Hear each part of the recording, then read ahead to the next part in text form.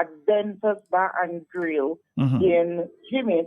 We are doing a festival giveaway where you can get a season ticket for $560, and we have some prizes and giveaways. We have DJ, music, food, and it's a fantastic after-work line. So see you there after work on Friday at Denver's Bar and Grill in Jimmy.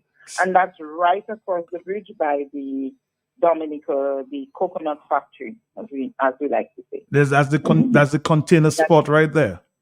Right there, yes. Oh, okay. Well, again, thank you. See you there on Friday. Thank you. Thank you very much. All right, bye-bye. Q95, see you all on Friday and see you all at the festival. Thank you.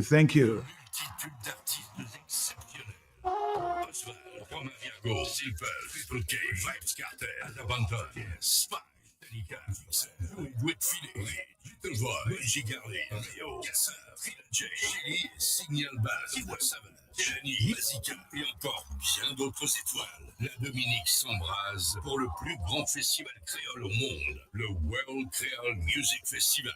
Vivez intensément l'expérience avec l'Express des Îles, RCI et Énergie Antilles. Plus d'infos sur dominicasfestival.com.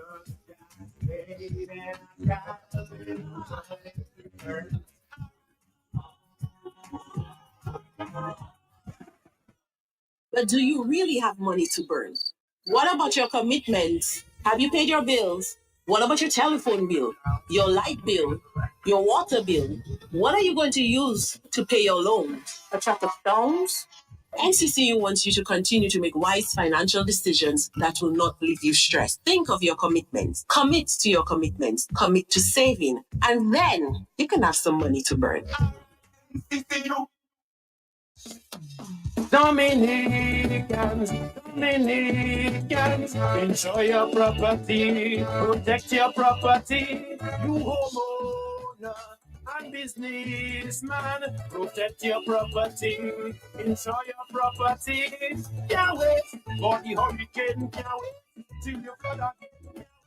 If you fly out and all your business coming out. Remember, no insurance company will insure your property when a storm is approaching. Get ahead of the hurricane season. Insure with a company who gives you the assurance of payment for your valid claim. Come speak with us today at the New India Assurance Company Limited, upstairs AC Shillingford and Company Limited, 24 King George Street, Roseau. Bring along an up-to-date valuation from a qualified engineer and get insured today.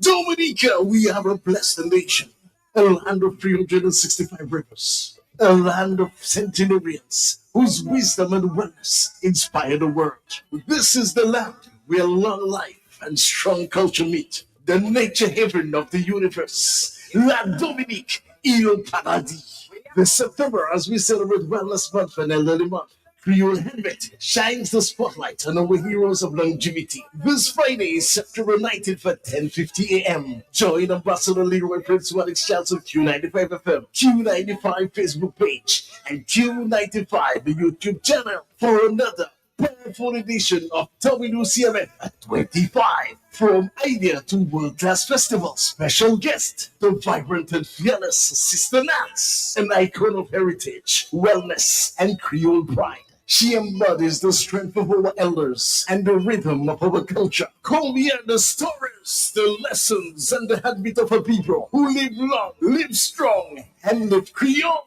Don't miss this historic edition of longevity, durability, resilience, sustainability. Creole Helmet, this Friday 10:50 a.m. on Q95 FM, the big station. Elevating culture, amplifying Creole. Dominica, blessed with life, blessed with legacy. Bahamas. Just me goal winning Roseau again. Same place outside Flosses. I tried to dock in, but he had time see me. Where? Story start again. Million, lot of my power with us, huh? Soccer fella, I said the same thing you doing, shopping at Flosses, and you don't have to tell me the same thing you tell me last time because I'm busy. It's to hear him way. You reckon? About my pocket boy. I won't tell you that I save money in food and drinks when I buy quantity. I save more. Oh shucks, man. Good when you're still telling me. I know already. ready to park our spetting moi. When I get him up here to parley, I will tell all my friends from London, US and Dominica to come to Flosses, right next to the Rosa Market. Open Sunday to Saturday. Flosses can't do it to you. All right, Dominica, what's on the block?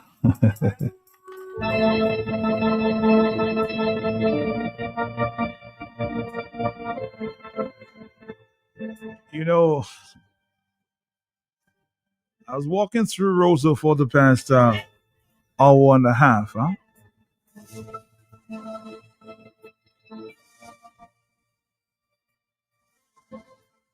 And everybody who stops me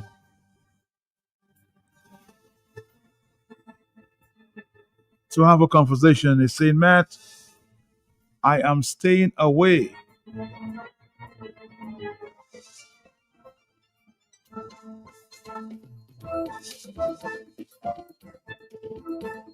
Staying away from what?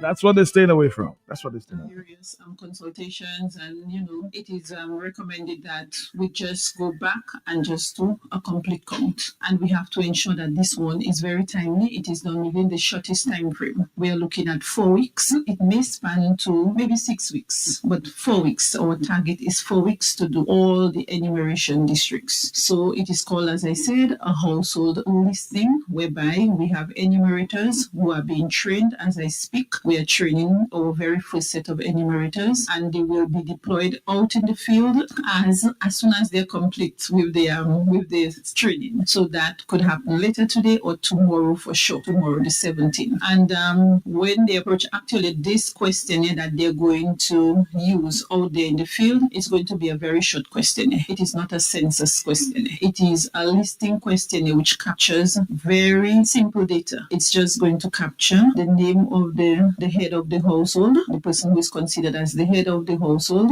and the other occupants of the household. So we are collecting the names, the sex of each person within that household, age of each person within that household. We will also be asking a question on if there is anybody within the household who is engaged in agriculture, and for what purpose. Is it for commercial use or for own consumption?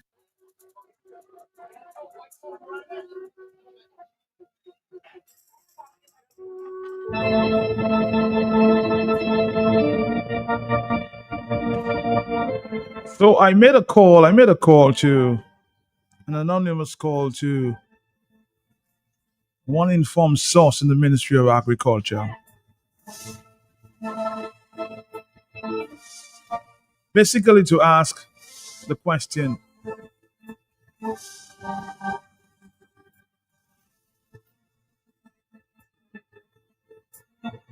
was this something that you basically asked the statistics division to do on your behalf?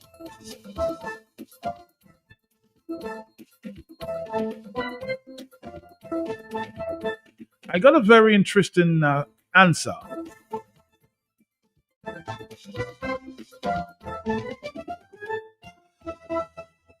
No.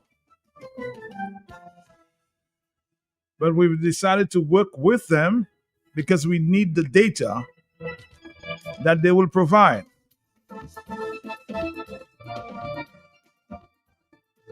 So it was not an initiative from the Ministry of Agriculture.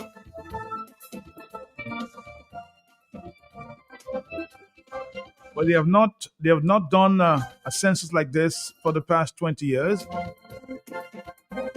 So they will piggyback on the information provided by the Statistics Division.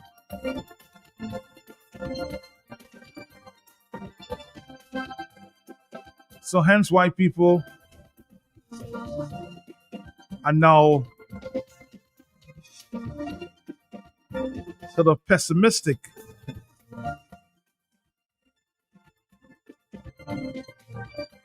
because they need some answers. I'll maybe try to get to the Statistics Division themselves, because people will not cooperate.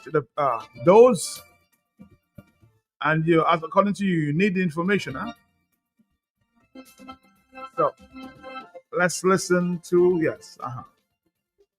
Good morning, greetings to you That was and this to all one. your listeners. Yes. I'm going to be ignorant. If it's not a census, please stay away. I have no information to give. Please stay away. Please play for me, please, and the public.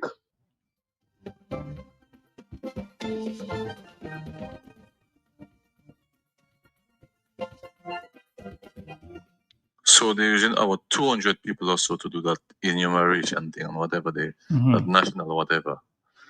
When the census was being conducted, how many people they had doing that census? And why you have to stress out people like that in 4 weeks to undertake such an exercise? It's like you shrinking a big exercise into a small bag. What is the desperation? That is what I want to know. Why 4 weeks to go on that kind of exercise? 4 weeks? You know how fast 4 weeks comes by? Why? I don't know. Confused. I am just confused. You're confused, yes, and I understand. Hello on the telephone. Hello, talk to me, yes? Matt, good afternoon. How are you? Good afternoon to you, yeah. Matt, when I call 295, always I like to be educated. Yes. Okay? I have some questions for you to ask the chief statistician for me, please. Okay. What is the age group of the people that's going to come to your home for the information? Number 2, did they take an oath of secrecy before a judge or a magistrate? Because you don't just give anybody information like that, Matt. You understand? And you see this lovely Dominic of mine, Matt, it's becoming very difficult for me to trust people. Not all, but the majority of people in them. It's becoming very difficult for me right now. Because some people don't tell you the truth. They lie and everything else. So ask her those questions. No. So what is your gut feeling? You worked, you're a public officer for a number of years. What is your gut feeling that these people need that information? Your gut feeling. My gut feeling about what, Matt? About the information that they request. Matt, about I think it's 2023 or something like that. An individual came to my home. Right. I know her. She knows me. I gave her. She asked me questions, all questions. She's head of household. How many? You know the usual. I gave her all the information, Matt, and I tell her I'm giving it to her because I know her. Right? Matt, I haven't heard anything up to now. But what I am saying, if you have this thing going, you have to tell us the age group. You don't just give anybody to get information. And I want to know, as I said, if they took an oath, because you just give people information and then after a while your information outside. So when they take the oath, there'll be a consequence to that. That is my view on that. Okay. So if they cannot do that, don't even bother. Thank you. All right.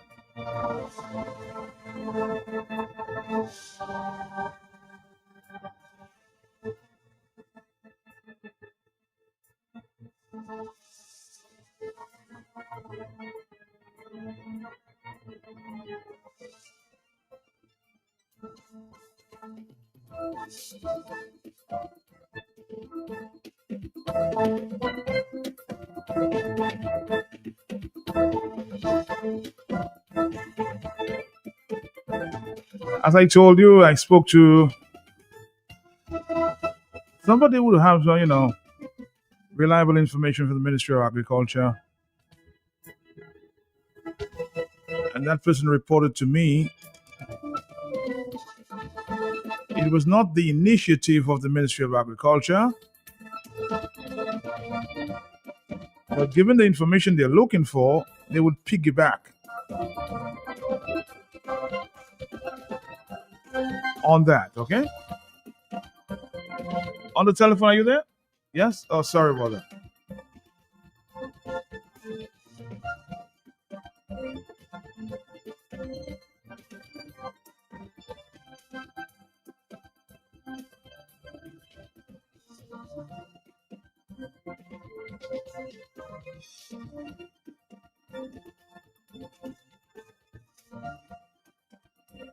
Hello, talk to me, yes? Another thing we would like to know, what is the hurry? In a matter of a month, they would like that completed? Yep. Why? We cannot get electoral reform in how many years? We're asking for electoral reform. We can't get it done. We cannot get confirmation done to the time it's supposed to be done.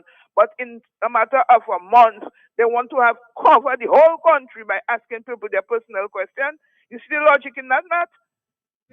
No. I don't see it at all. Why such a short space of time?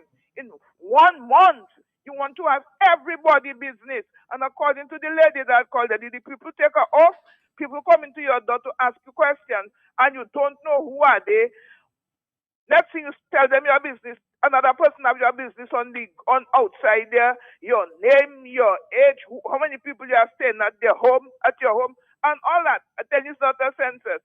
In 2023 or 2021, when they came around people home, what was it? It was a census. That one is a so-called census, and up to now they cannot tell us exactly what happened the last time they said they take a census. We want to know, and after you tell us exactly what happened, then we maybe can give all information. And as a matter of fact, I do agriculture, yeah, and I want a clipper, a trimmer, and a chainsaw. But Blue, before you go, you're concerned about the rush of this. Why yes, the rush? What is the rush about? Is it to cover all your tracks? People coming for it independent, because remember the lady tell them all who that come can register. So they want to know what they're doing. They want to put things house in order. Remember Uncle Mr. and Mistress went to see the Pope to confirm whatever they went to confirm there. Thanks to the Bishop of Roseau. Bye-bye. And it's the opposite to what they're telling you. They're telling you it's not a census, and it's telling you one thing, and it's the opposite to what they're telling you. They're telling you it's not a census. In my opinion, it's a census. So why a census has not been done for so many years, but you're having something, but it's not a census? Does that make sense to you? You, when we're talking about census, you say the last census we have not gotten the report. So why not do a census? So why are you doing something and it is not a census, my brother? This demonic manipulator, all they're gonna get is when they tell you one thing, what they're telling you is the opposite they're doing. Because I understand that. There's no way I participate in anything like that, and it's not a census. It has to be a census for me to participate. And it has to be genuine. Like Blue just said, you heard any announcement for them to get enumerators on the ground and what and what. You don't hear nothing like that. It's just a selective set of people to do that work, and that's it. To me, that started quite a while. They just doing the finishing touches on it. I have been seeing people going around asking questions already. So it's just total manipulation. Anything that has to do with this manipulative aspect of things, it's demonic. It's I can't be part of that. Have a good day.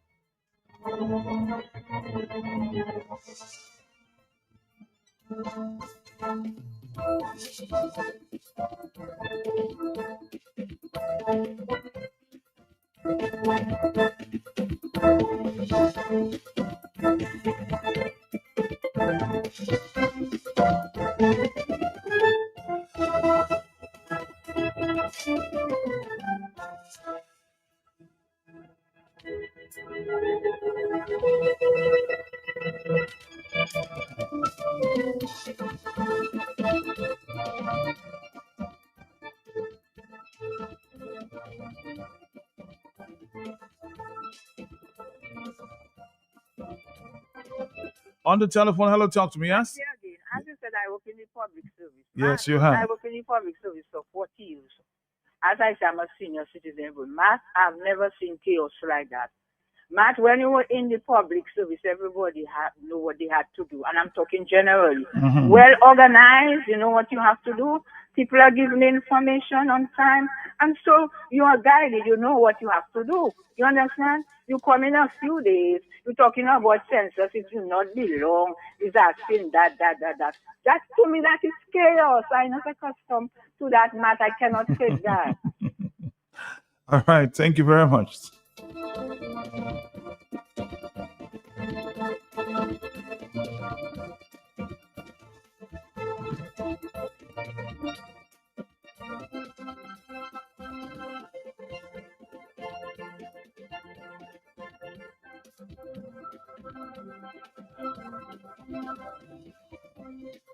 But if everyone has to confirm personally, why was there a collection of labor rights personal IDs in Vegas last evening?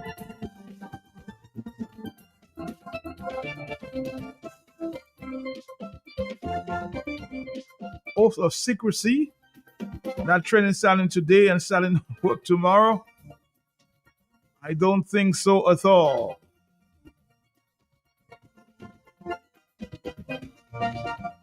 Some thoughts as we continue to question this.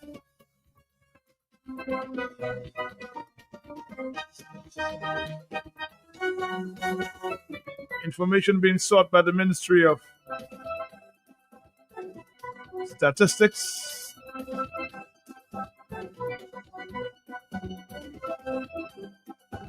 People are now questioning what is really the objective, what is really the purpose. Yeah.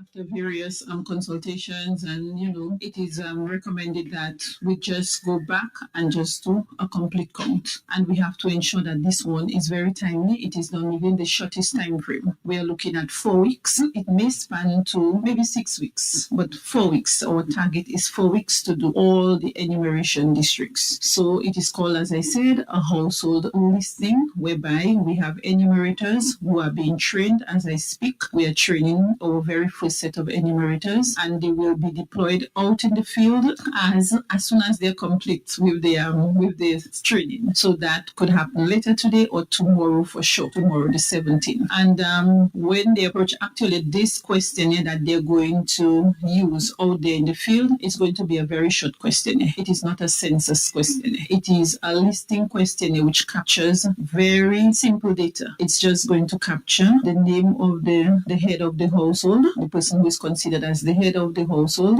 and the other occupants of the household. So we are collecting the names, the sex of each person within that household, age of each person within that household. We will also be asking a question on if there is anybody within the household who is engaged in agriculture, and for what purpose. Is it for commercial use or for own consumption?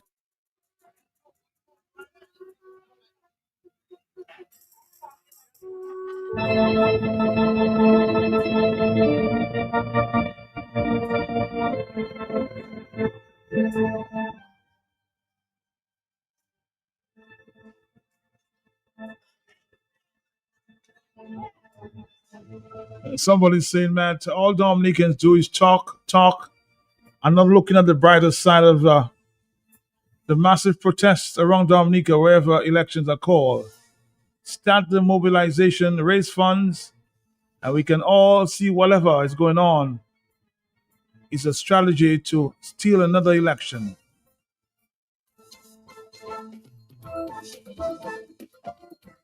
It's just another distraction.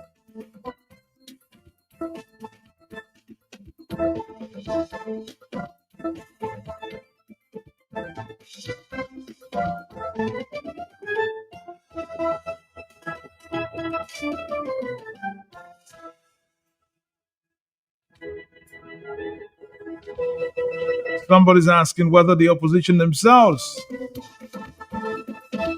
asking the question, are you doing your own census? Are you doing the work on the ground?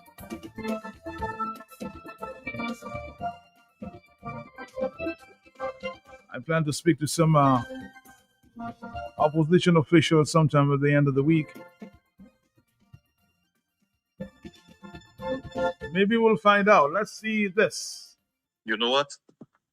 After various consultations, I would like that lady to give us evidence of each and every consultation they did, with which organization they did the consultation, and what were the recommendations and everything. This is how you go about that. You come to the people, tell them, we had consultations with this organization. Those were the recommendations. So we intend to take up these recommendations, and we'll start this 2 months later down. We'll start this one 3 months later down. But it just come abruptly, 2 days for tomorrow. Whatever. I'm even out of words. Is that a real country? That's the question you want to ask?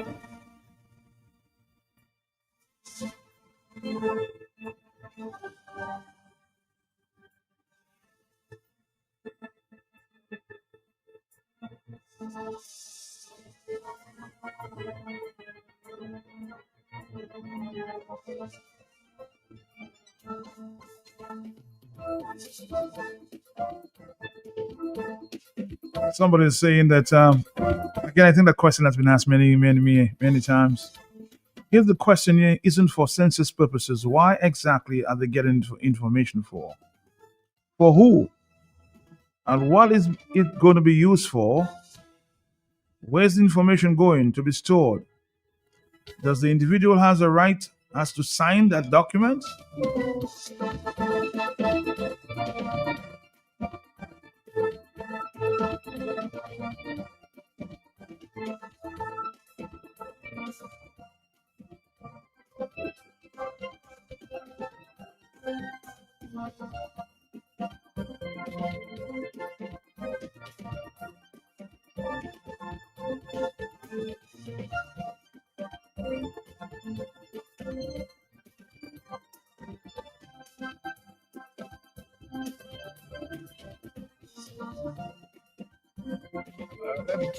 Let's go back to the telephone. Yes, good afternoon to you.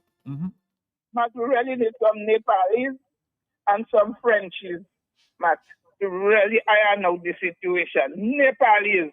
That's calling them Nepalians and Nepalese and Frenchies to iron out the situation. Why you think so, Blue? Why you think so? Because the people alone that can stand up. So you don't think Dominicans can stand up? Not already yet. People like me, so people already yet. And then people on the other side, people standing up for their country. Here we sitting down. Of course, they're just on their law, they pass to fighting people. Tell them wait for you. Okay, somebody else says, man, I would be skeptical about inviting them into my home and releasing that information unless they can answer some of the questions I posed there a few minutes ago. Let's go back to the telephone, 449-3095-96 and 97. This person seems very interested in, of course, what's going on here in Dominica. Let's see if we can come to that voice note. Let's go back to the telephone. Are you there, caller? Yes, we have a stop coming up in the next 20 minutes. Are you there? Yeah? Yes, Matt. Good afternoon. Good afternoon to you, sir. You know, it's not only Skerrit alone that doing that. All the cabinet guys, all the government people that not talking, all the people and them that take high school, that take college, that spend their money to have degree. Mm-hmm. They are the one that they are in secret destroying Dominica for money. That destroying Dominica for money. I telling you, and we're going to get the same bad result because you could hear in the airline already that are coming down to Dominica. Mm-hmm. We already prepare all these things. Take Dominica money and go and pay passage for people over there and pay all you supply in Dominica. But I escaped from that. Thank God for me. All right. So, Matt, you said you got information that you can rely on or may be able to rely on from somewhat in Ministry of Agriculture. Why don't the Ministry of Agriculture activate its extension officers? Because if someone is doing farming just to feed their family, that has no bearing on the economy of the country. What we need is the farmers who are doing agriculture, farming for a living. They sell produce. So the extension officers are the best persons to do that. Why people have to go from home to home and ask if your husband is a fisherman or is a farmer or whatever? We have the extension officers and the fisheries officers. They have all those statistics. That is just a smoke screen. That Boy. This one is very skeptical. This again, as I said, the information provided to me, reliable information that the Ministry of Agriculture was not the one who initiated that exercise. But they're happy to jump on board because the ministry itself have not done a census on agriculture in some 20 years. That's the last time. the Ministry of Agriculture did a census for their purposes for the past 20 years. So they'll piggyback, but they were not the ones who requested that information. On the telephone, 143, yes, talk to me, yes? Good afternoon, good afternoon. Good afternoon to you. When people come to my home, I'm not going to be harsh, no uproar. I'll just watch them in the eyes. Just keep on watching them for a second, and eventually they'll disappear. I don't know about A former Minister of Agriculture, Peter Cabon, says, just a question. Why do you need a census to find out who are the farmers in Dominica when there is a Ministry of Agriculture, a Minister of Agriculture?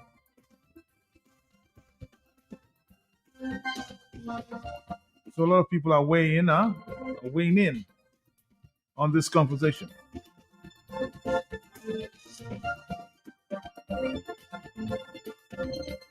Somebody else says there, people take note as to who is coming to your doors to ask you questions.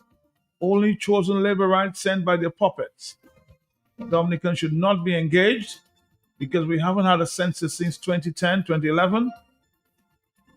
But a so-called questionnaire, re-agriculture, I find it very funny.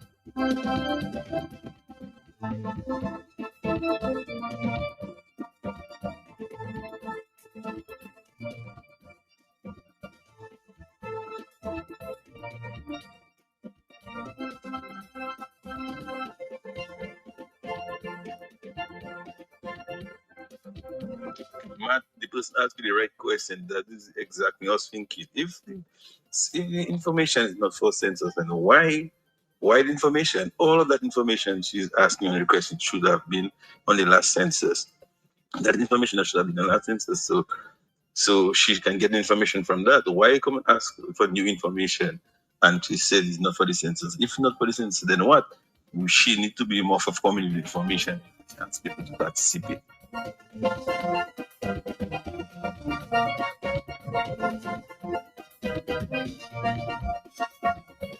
On the telephone, hello, talk to me, yes? Uh-oh.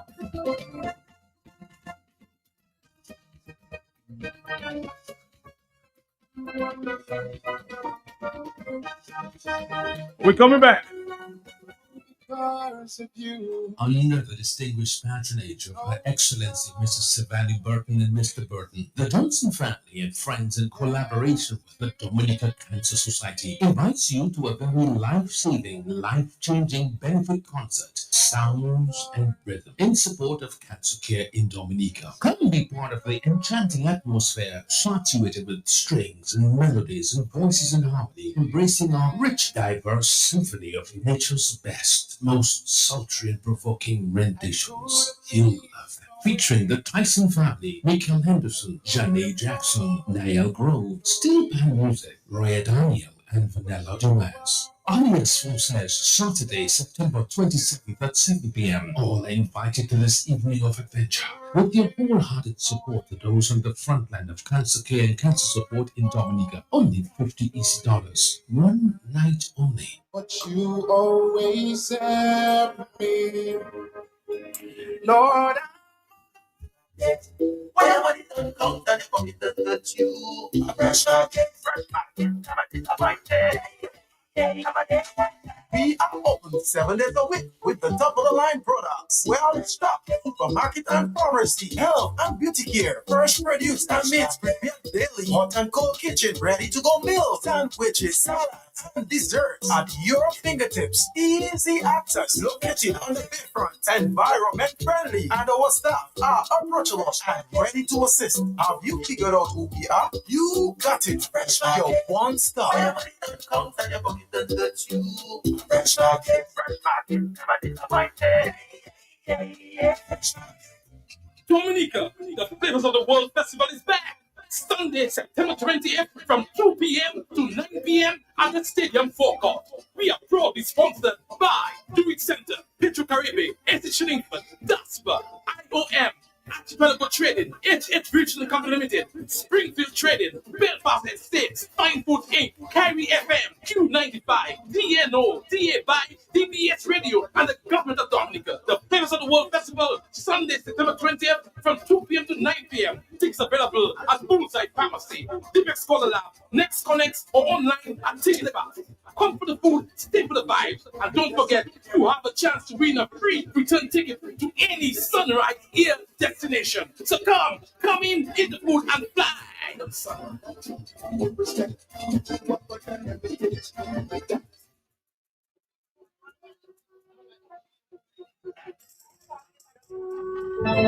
Another question again. So, who wants this information? And why is it that they want this information?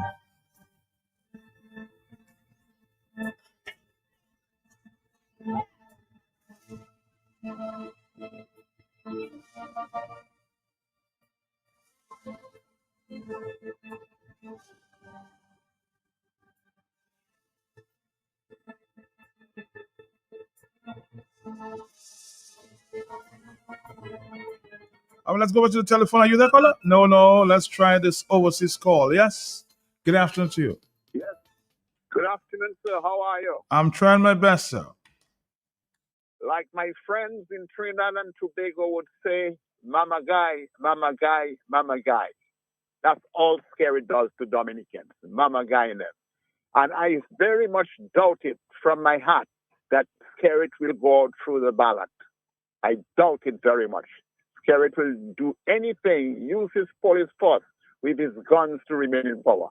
They're talking about guns. Who sends out people with guns when innocent people are demonstrating in Roseau? Who is using guns? The government is the one using guns on the popular Dominica. Top guy, bro. Thanks, sir. All right, caller, thank you very much. Let's get to the point there. 1:49 and 43 seconds. Hello, talk to me, yes? Yes, Matt, good afternoon. Good afternoon to you, ma'am.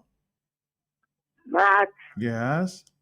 the government of Dominica and the Ministry of Agriculture, they know everybody that have farmers in Dominica. After Hurricane Maria, when World Bank sent down the money to give the farmers, they know everybody that have farmers and everybody that are not farmers. They don't need to do no census to know who are farmers in Dominica. That's my point. So you don't believe what's going on? Ah. Not at all. Wow. Hello, 449-3095-96 and 97. You know, as I saw, I think it was Maslin who called this one and said, in other countries, they have the different census taking place, but this time they call it the household listing questionnaire. What's the significance of this at this time? I think the more information is needed, huh? This is how they call it. They word it a household listing questionnaire.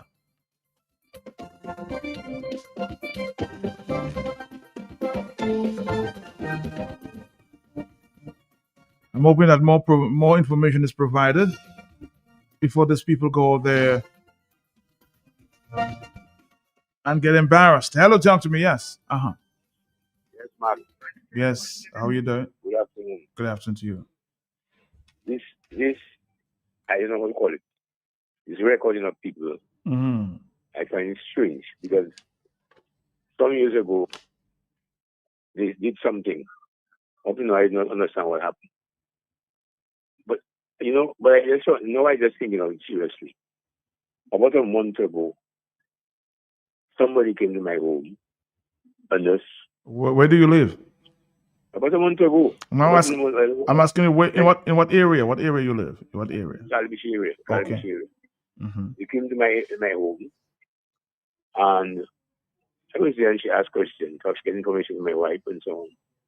And then I asked her, but when she got I said, what is it for? She and the clerk of the council. That's in my area. And so it's for the health thing, for the health district. But I couldn't understand why my name is in the health thing and so on. I didn't think it. I give her my name because she's for the health. Mm-hmm. But I tried to find from somebody who is high up and the person in the health thing. And although she wasn't certain, she knew what was happening. So you don't know, she did not know what was going on? She wasn't certain, no. I don't call him. But the person didn't know. I think they were uncertain, not sure what is happening and so on. But as we're talking now, I'm asking myself, but how come this thing is agriculture? You have the agriculture officers who are there, who normally know me, they know my wife and everybody. And they know who there, the list is there, the name is there. And all of a sudden you want to know another list of the names and so on. That's something strange, you know. I'm not saying the health person didn't come for the information. They only need information, but she came and she asked me for the information together with the clerk of the council. And I give it to her because she says for the health. Well, it's clear that they might be coming in these guys too, and everybody coming in these guys and saying their thing. And they calling everybody. I'm not certain. I don't want to put any blame and say and accuse people for that. But to me, someone fishy. You know. I know.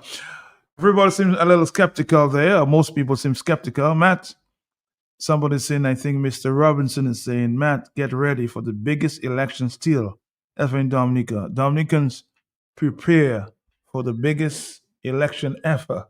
I don't know why you would suggest that. Mr. Robinson, good afternoon to you. Next connect or online and take it about it.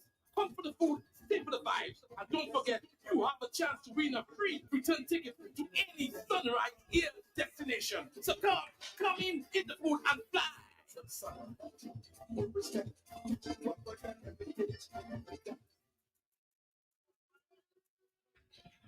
Another bus driver says, Matt, I will never cooperate. Matt, con men always have nice conning words.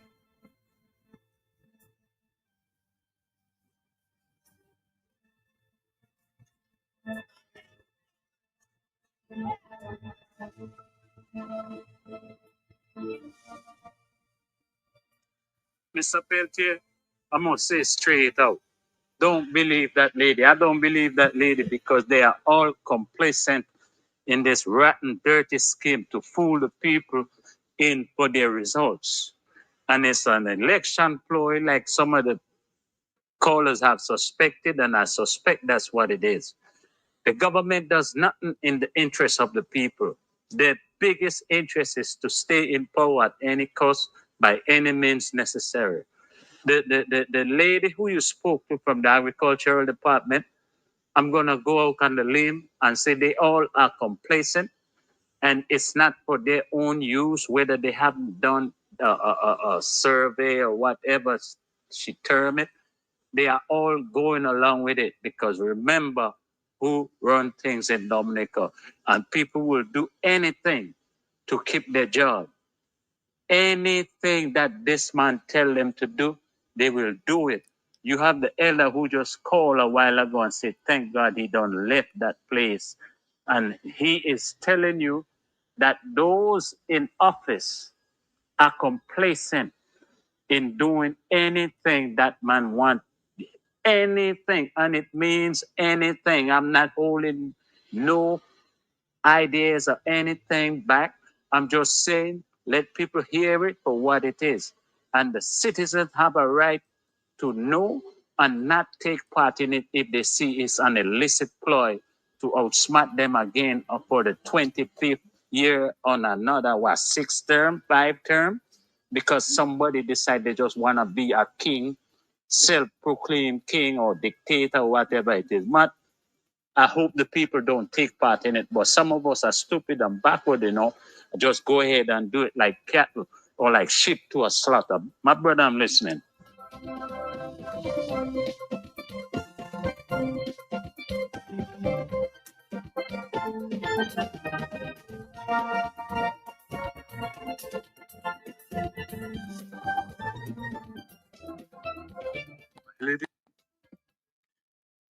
Not sure what is your what degree you hold or masters or whatever, but the best degree is the degree of common sense which God gives to human beings. I mean, come on. If I understand you maybe have a supervisor, someone above you or whatever in your department, and that's the information they give you to, that's the job they give you. But you in your own rights and the authority you have, you can question certain things if it makes sense or does not make sense. Right now, 200 people are going to be, I'm not against employing people, you know, but 200 people are going to have to be paid to do that. When Ministry of Agriculture is already paying extension officers, Fisheries Division is already paying fisheries officers on the aspect of farming or whatever, as you mentioned. So you can question certain things, ma'am, and give a better recommendations. Because right now, not everybody looking at you as, for want of a better term or word, a puppet.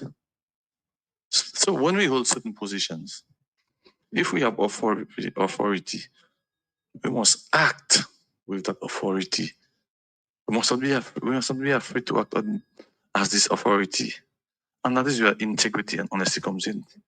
Because if I'm in charge of a department and I know how to run my department has been doing good.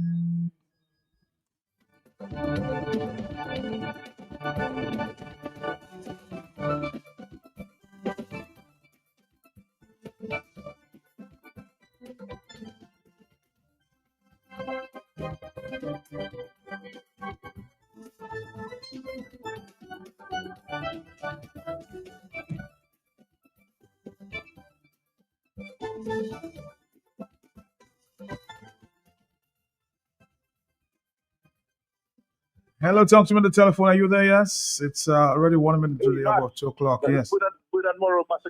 You're back. You're back. You're back. Yes.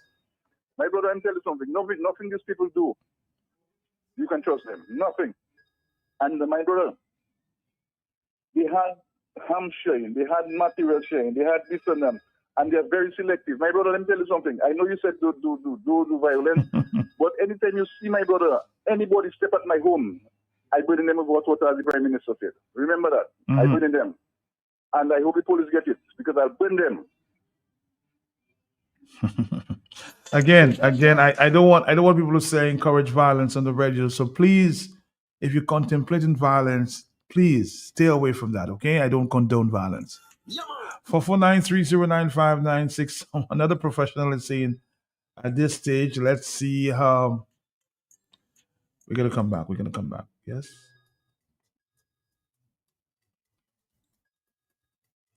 Stick around. All right, let's go back to the telephone, 449309596 Let's go back to this. Yes? Mr. President, is that you? Yes, good afternoon to you. You sure it's you I don't do that? It's not AI, it's Mac Pelt here. Talk to me. It's not now I see you hopefully walking up now. How can you be in the studio already? Anyway, Matt, let me tell you something. Matt, mediocrity is when you settle for less than the best. And then there's another word they call nepotism, Matt. Square pegs in wrong holes because you're my cousin, you're my friend, you're my supporter, or your labor supporter, and you're three sexy daughters. So even if you're not square, I'll put you in a square hole. Even if you're not wrong, I will put you in a wrong hole. But there's a word I created. I haven't tried to spell it yet because I don't want to cast a spell on you. I'll call Arundel Thomas to teach me how to spell that word. Stupid. Matt, have you heard that word before? Stupid? No, I haven't heard that one, no. Okay, I did not say stupid. Dominicans are not stupid, but they're stupid. Not that is somebody who knows evil, who knows wrong, but to be fitted, to be endorsed and accepted.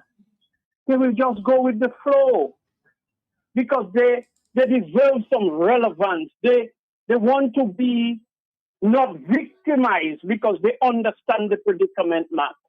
If they kick against the prick, they're going to bleed, Matt. So they're stupid. They're not stupid. That is a person who voluntarily compromise their integrity and intellect, Matt. They're stupid. They're not stupid. But what is happening in Dominica? You listen to the official from the Ministry of Agriculture said that, well, they haven't done one in 20 years, but at least they'll piggyback on what Yes. the people are doing that. Yes. That's information. But how do they know, man? That is a genuine survey. If it's not the Ministry of Agriculture, how do they know what it entails, Matt? What all the variables? How do they know why they're doing it? If it's not they that are doing it, based under the Ministry of Agriculture. So some criminal wake up one day, whether it's Chinese or Japanese or Koreans that giving them information and say, that is the next move, because it's a game of chess. And we are the pawns in their games of chess, Matt. And then all of a sudden you're going with the flow because we have not done it, or you cannot do it independently or unilaterally, or you have to be told what to do. That is why in 20 years it was not done. And first of all, where the markets for agricultural produce, where the how they call it, the agro-processing plants, where the farm roads, where the millions to boost up farmers so that they can have a solid revenue and they can have like Melissa and Chichi and go in Rome and comb the hair with a comb. So that is the madness. Everybody just falling in line because they know how easily even ministers of government are being victimized and given on a draft board. They give you caution, they give you cabwit and mouton. They give you pig, they give you goat, and they give you a sheep. And you cannot touch it, you can only go back and you cannot go front and some kind of thing like that. I do not know too much about the game, but some basic knowledge about it. Matt, I am saying there is a little riddle or a nursery rhyme. I'm closing on that. Who put you there, Punchinella, Punchinella? Who put you there, Punchinella, in the shoe? What can you do, Punchinella, Punchinella? What can you do, Punchinella, in the shoe? We can do it too, Punchinella, Punchinella. We can do it. We can be criminals too. We can be tricksters too. We can be thieves and murderers and robbers. But it's a pity we feed it on each other. The prey, we're supposed to transform ourselves as predators to feed on. They're having a field day. And you find out predators, not prey feeding on prey. Prey feed poor people feeding on poor people. And the hardcore criminals are laughing, all the way to Rome, all the way to the bank. And people come in and talk the foolishness about, I'm not referring to you, Matt. Be peaceful, do not be lawless. When they go low, go high. Matt, sometimes you have to wrestle a pig in a mud and strangle it rather than try to raise up and leave it in the mud and all the mud it fly. If they're falling on you, that is not going down in the pit of mud. Thank you, bro. All right, Dominica.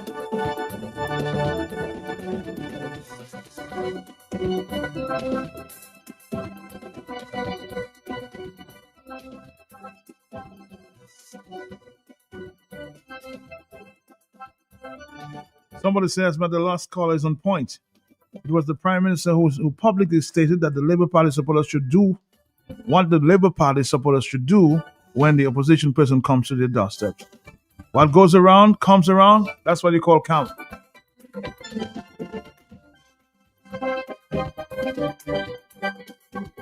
Let's take our final call on this one and we move on to our next guest, Mr. Joshua Francis. Hello, talk to me on the telephone.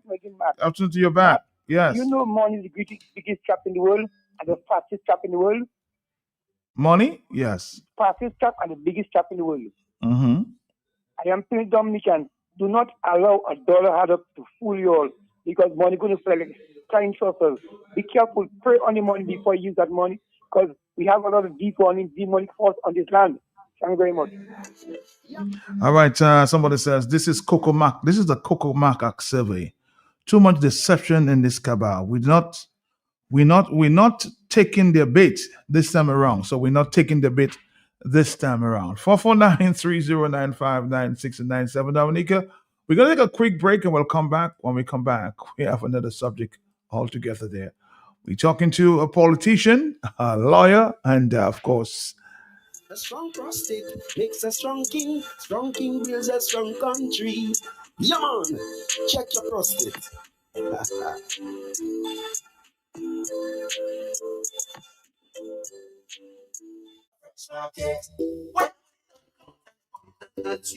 a fresh market,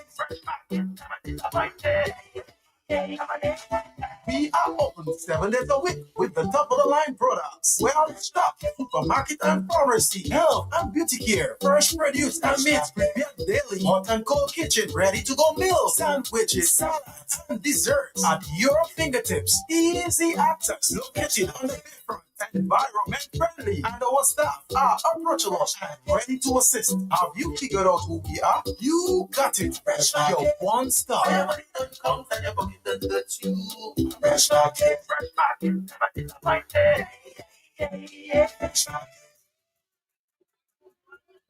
all right, Dominica.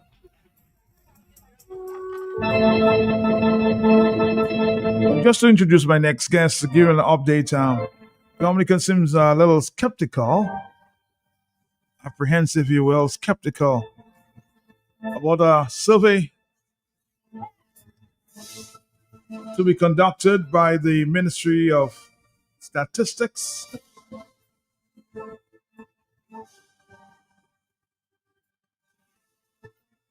which they claim and refer to as a housing listing questionnaire.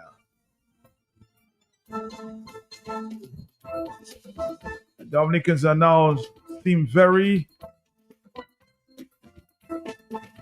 sensitive that this is something in disguise.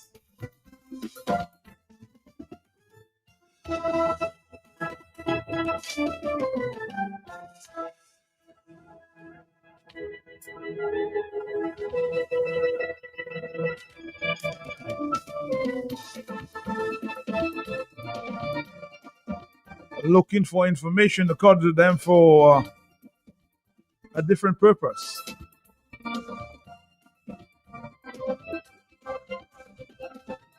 A few enumerators have been trained, and beginning today, they're out there seeking information. What is the information they're seeking?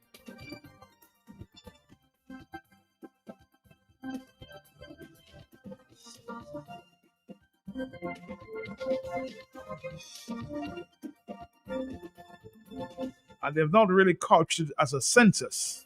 But if you look at the definition of census,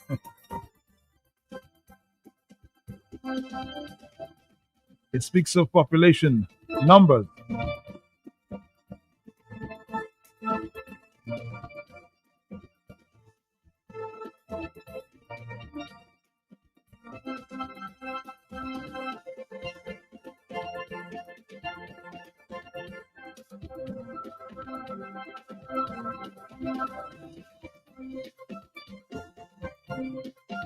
Now, somebody I would describe as an intellectual,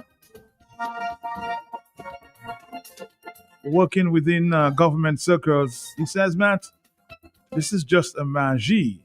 So many industries depend on data to function properly, data that would easily evaluate and available in a census. Population, for example, is key to utilize to forecast the demand. DOMLEC would want to know the population data by communities to determine the level of investment forecasted. Businesses would want to know if the population is rising or declining in real terms to trigger investment, etc. The digital transformation project would want to know whether technologies are reaching everyone and who is left behind. All that is captured in a survey, but instead we want to do some magic. So any industry that needs census data to survive have to employ 200 persons. Let's listen again. As I said, my next guest is Mr. Joshua Francis, attorney at law, no stranger. But we're going to come right back. We'll take more phone calls when we come back.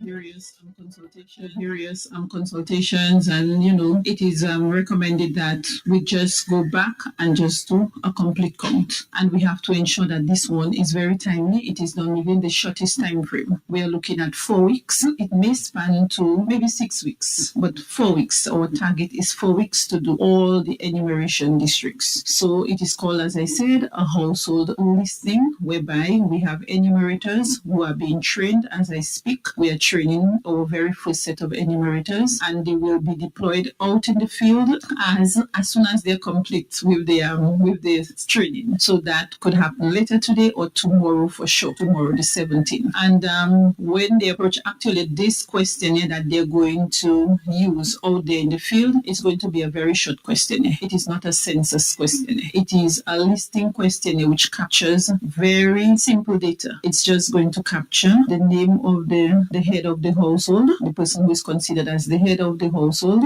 and the other occupants of the household. So we are collecting the names, the sex of each person within that household, age of each person within that household. We will also be asking a question on if there is anybody within the household who is engaged in agriculture, and for what purpose. Is it for commercial use or for own consumption?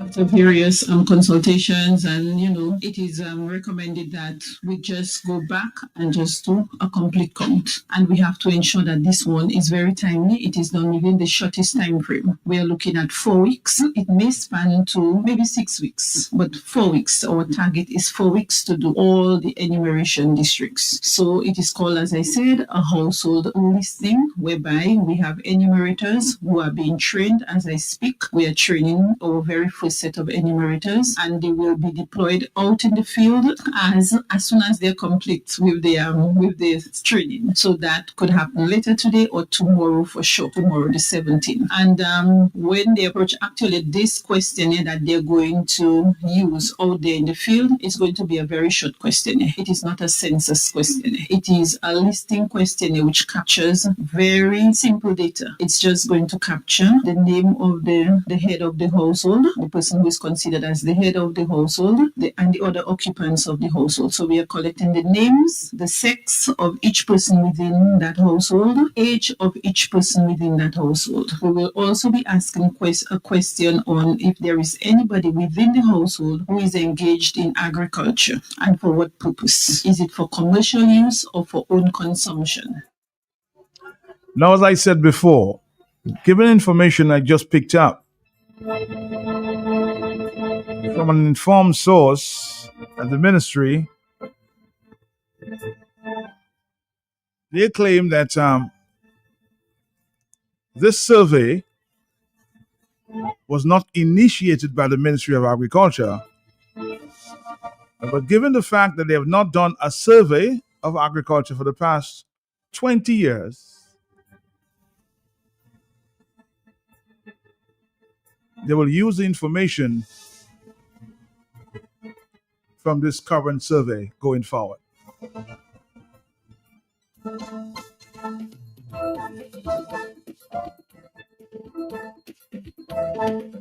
Mr. Joshua Francis, I know you've a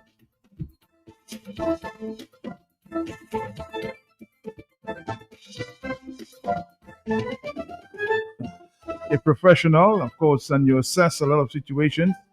Persons have seemed very skeptical. Why at this time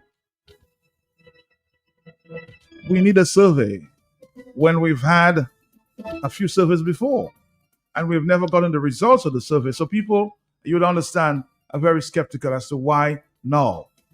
Good afternoon, Matt. Good afternoon to and you. Good afternoon to your listeners, your esteemed listeners. Yes. Both here and abroad. Very intelligent listeners too.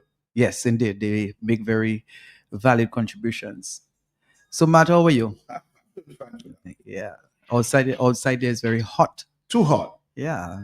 Temperature almost 90 degrees Fahrenheit. It reminds me of in New York in the summer, Yeah, No very breeze. hot, very hot. And it's also hot here this afternoon on Talk on the Block. It's too hot. So we need the fire truck around. We need the fire truck. But you don't understand the apprehension though. Well, generally the population and most reasonable people are apprehensive about government decisions here. Public trust in our government is not at the highest level.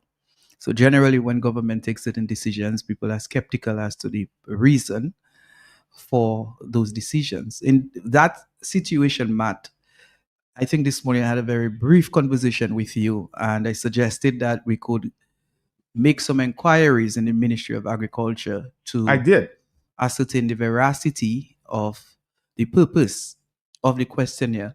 From my own personal studies, Matt, it is not unusual for a government to conduct surveys in certain areas, such as in agriculture.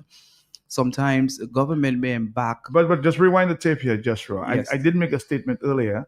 I did ask the Ministry of Agriculture from an informed source why or did they basically ask for the survey. The answer was no. So you're saying that from a reliable source, there's no information from agriculture to say we requested this.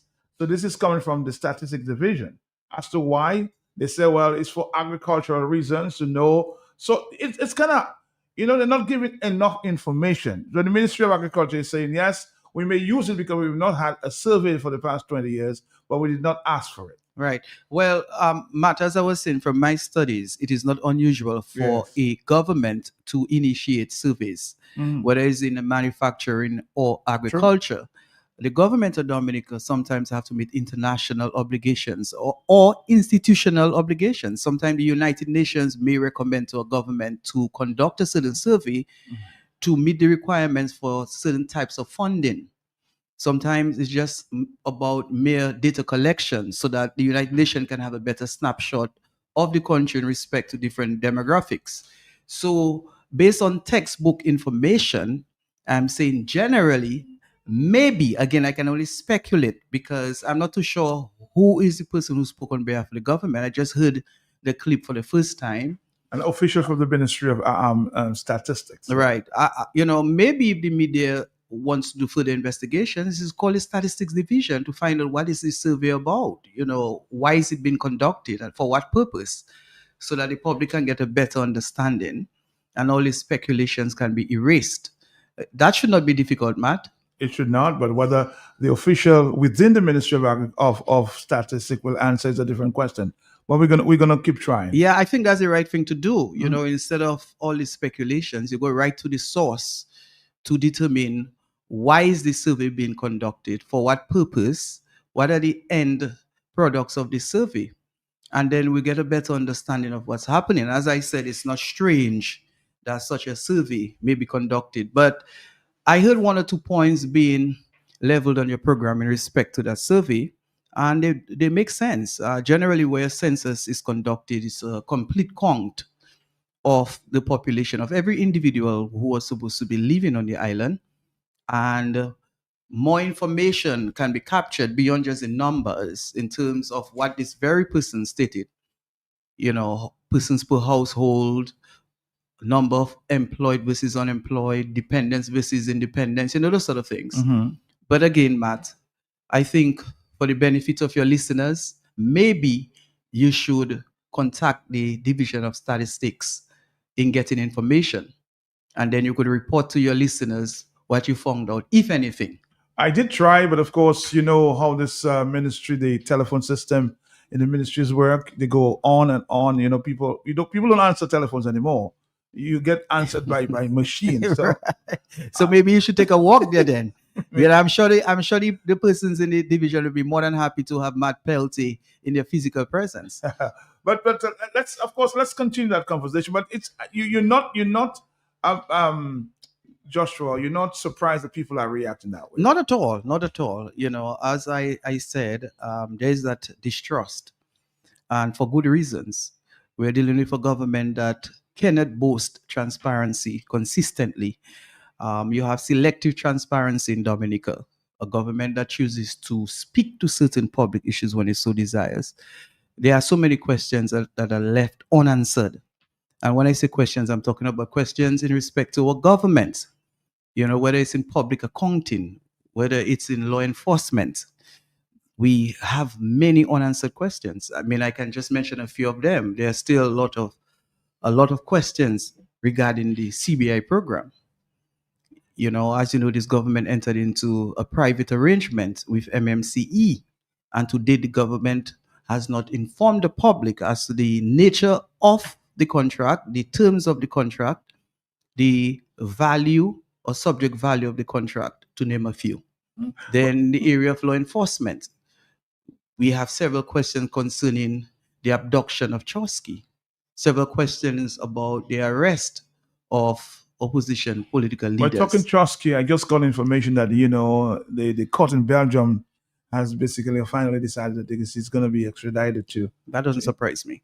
To India, right? That doesn't surprise. Doesn't me. surprise No, you? it does not. Matt, you have to understand how global politics operate and geopolitics operates. Ultimately, at some point, he would be extradited to India, so that doesn't surprise me. But the courts in England have actually asked the courts in the system, the government in India, to make sure that he's in confinement, but very comfortable. Well, yes, of course. Human rights is the new religion of the world, and in those countries, human rights take a lot of precedence. So I am not surprised. Of course, he has to be gifted with his human rights, and therefore conditions must be amenable and must be comfortable for him. Remember, man is innocent until proven guilty. Let's just talk on that for a minute. Yes. If you were Chuck's lawyer, would you ever advise him to travel to Belgium to seek medical care? He seemed very safe in Antigua. Right. Well, given the allegation is that he has a lot of funds, maybe I would advise him, after research, in determining which country in the world that he could travel to get medical care and not face the risk of being extradited. So maybe Russia, maybe one of these eastern countries, or I could advise him, or I would have advised him, to have a medical practitioner flying into Antigua to do a preliminary assessment of his health. And if it necessitates, if he required further medical care, as I said, I probably would look into a jurisdiction where such risk of extradition would be minimized or non-existent. We have this American guy, Matt, the guy who released secret files to, remember the Panama Papers, right? Mm-hmm. And where is he? He flew into Russia, right? Safe haven there. Okay, so here you go. So those are the questions that the attorney, or if I were his attorney, that I would have to deal with. But let me turn the attention to you guys in the opposition, because I'm getting a lot of text messages. What are these guys doing on the ground? It seems like nothing is going on there in Dominica. A few texts, as a matter of fact, this afternoon. What is the opposition doing on the ground? What are you doing in terms of trying to remove this government from the backs of the people? That's a text message came in earlier. Right. Matt, ultimately, the removal of this government will be for the ballot paper. Right. And that is from my point of view. Of course, there are variant views in respect to how this government ought to be removed. And I'm a man who does things by the books, So in that regard, can the Roosevelt-carried administration be removed by the ballot as we speak in Dominica this time? Yes. Well, Matt, are we being realistic? If an election were to be declared for within the next 30 days, December 6th, let's say December 6th. The opposition would have a significant uphill battle, maybe twice as high as the Himalayas. That's how difficult it would be, but it's not impossible. But why? For several reasons, Matt. I think I have said on your program repeatedly, politics is less ideological and more transactional right now. And money is playing a big stake in politics, not just on our local stage, but the international stage. We saw what happened in the recent United States of America election, where Elon Musk poured in over $1 billion. campaign. You would even give $1 million to register. Right. So several allegations surrounding Elon Musk expenditures in securing a victory for Donald Trump. And the United States of America allegedly epitomizes democracy and transparency. Mhm. And if something like that happened in the United States, can you imagine into our small developing countries where there's less transparency, less checks and balances in our system? Mhm. So that is one issue that the opposition has to deal with. How successful can the opposition raise funds to compete with the Dominican Labour Party? Matt, we know very well that people do not fund any organization unless if there is an interest in doing so. Hence the reason why there's always the demand for finance campaign reform. Because if you're an investor or you have a lot of money, you're wealthy, you will only put your money in a political party if you have some kind of interest, whether it's current or futuristic. So in that case, as an investor, you could say to me, Joshua, I am willing to give you $2 million, but should you be victorious, I want to be an ambassador. Or I want incentives or concessions to open a business in Dominica. And those promises or those opportunities do not come by easily. So the opposition now has that struggle to get money. Where is the money coming from? But Who's going to help? if you speak to, of course, the main opposition in Dominica, the main opposition party in Dominica, which is the United Workers Party, that's they seem very optimistic at this stage that given the swell on the ground that there'll be a turn.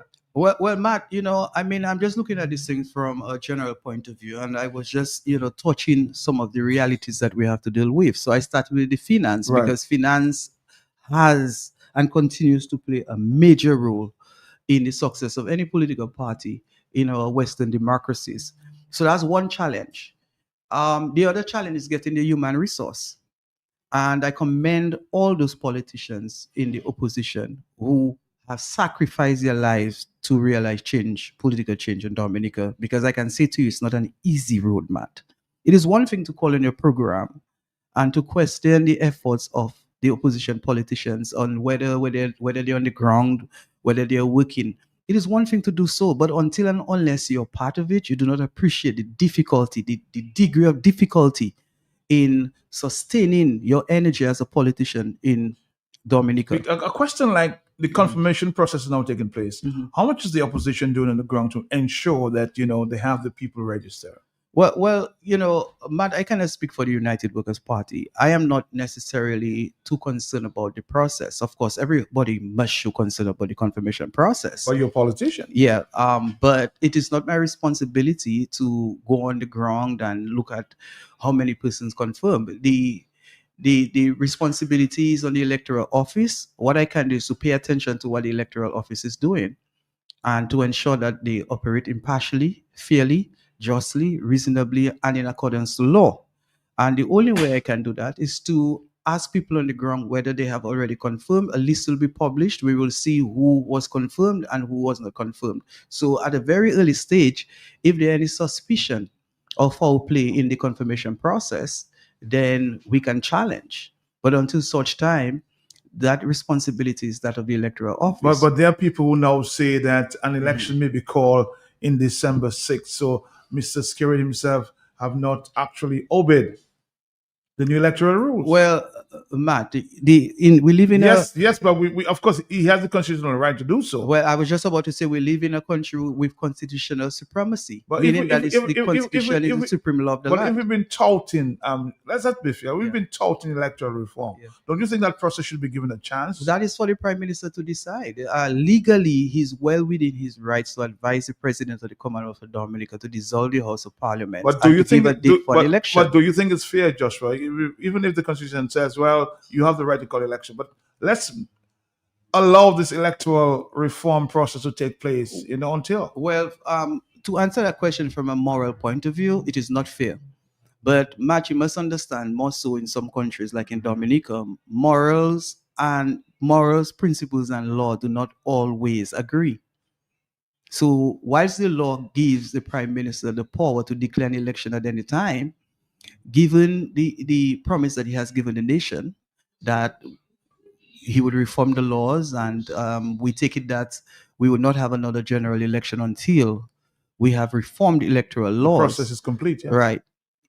That does not circumvent his constitutional power to declare an election anytime. But Joshua, there's a moral obligation, don't you think? Well, there are several moral obligations this government should undertake and have not undertaken. It is for the people of Dominica ultimately to treat the government as it's supposed to be treated. And that is where Dominicans will be tested. Whether the Prime Minister declares an election for December 2025 or December 2026 or December 2027, the people of Dominica will have an opportunity to treat the government in the way it's supposed to be treated. And that takes me back to the question about the chances of the opposition in a general election. But I again, started by saying it's an uphill battle, but it is plausible to defeat the Labour Party. A brutal answer from you, Joshua. Yes. Can the DLP be removed by ballots Yes, in Dominica Matt. this time? Yes. You Yes. think they can? I know they can. I know they can. Matt, human beings are not stones, meaning that a man's emotions can change. A man's thinking can change. A man's ideology can change. A man's philosophy can change. A man's political affiliation can change, Matt. Husbands divorce wives. Wives separate from husbands. Children separate from parents. People separate from their traditional religions, from their traditional denominations. And so too, a man can dislodge himself from a political party. And we have seen persons from the opposition clinging to the Dominican Labour Party. And we have also seen persons leaving the Dominican Labour Party, though probably not in great numbers, and joining opposition forces. So it is for the opposition to initiate persuasive strategies to get more labor rights to move across. And that's the bottom line. So opposition really must persuade as many Dominicans as possible in at least 11 constituencies, where the majority of his constituents, including those who will come down to vote, whether lawfully or unlawfully, to remove this government. Once the opposition can secure 11 seats, it means that the Dominican Labour Party is no more. And also, the opposition is responsible for registering, not just confirming the existing list, but registering as many voters as possible. So right now, we have persons who have just turned 18, persons who are 17. It is the responsibility of the opposition to again conduct a surveys in every household to know who is getting 18, who is 18, who is 19, who is registered, who is unregistered, and to register as many supporters as possible, so that when that election is called, you'll have as much support as you desire from the government. We spoke earlier, I think we've had a conversation before, and you want to actually talked in that as it relates to campaign financing. And somebody's actually saying that without campaign financing regulations, the opposition will never win an election. And Joshua Thompson, you better face the reality. Without campaign financing in Dominica, the opposition will never win an election. And I strongly beg to differ. You strongly beg to differ? Yes. As I said from the onset, politics has become transactional. Therefore, the tool of finance is very instrumental in determining the outcome of an election. But there is something that beats money, Matt. And you know what that is? Yeah. What is that, Matt? Honesty? Well, honesty is part of it. It is love, right? Building relationships. Matt, if a politician wants to conquer a constituency, he has to develop a relationship with the constituents. It means that he has to go on the ground. He has to go to the homes. He has to go there a million times. I think yesterday we had a conversation about that, Joshua. Yes. Now, let's just use you as an example. You're going up in, say, in the Newtown constituency, and you are talking to somebody you want to convince to vote you. And you give that person, say, being real, huh? You give that person, say, $100. Because the person came to you and say, well, I'm not, things are bad. And somebody else comes and gives them $1,000. What do you think will happen? Well, Matt, you know very well, people will follow leaders who persuade them, leaders who inspire them. So some people will take the money too and don't vote. That is, some people will take the money from both sides and they will not vote. Some people will take the money but will vote the person who they're comfortable with, the person who they like, the person who they love, the person who they feel would represent their interest. I'm more genuine. The thing about it in this small jurisdiction of ours, Matt, a lot of people do not necessarily vote on issues. A lot of people vote on emotions. It's about who they see, who came to their home when they were sick, who gave them water when they were thirsty, who visited them at the hospital when they were unwell, who visited their children at the police cells when the children were incarcerated. So at the end of the day, in spite of how much money an opponent of somebody like that would have given to a constituent, the constituents will choose love over the money. But to develop a relationship with people, Matt, you have to invest in people. You can't just go on Facebook and put posts about a constituency and win hearts and minds. You have to be on the ground. You have to go at people's homes. You have to talk to them. You have to genuinely show them that you are there in their best interest. Some people are more educated than others. Some people are more intellectual than others. Some people are more emotional than others. Some people are more religious than others. But the formula remains the same.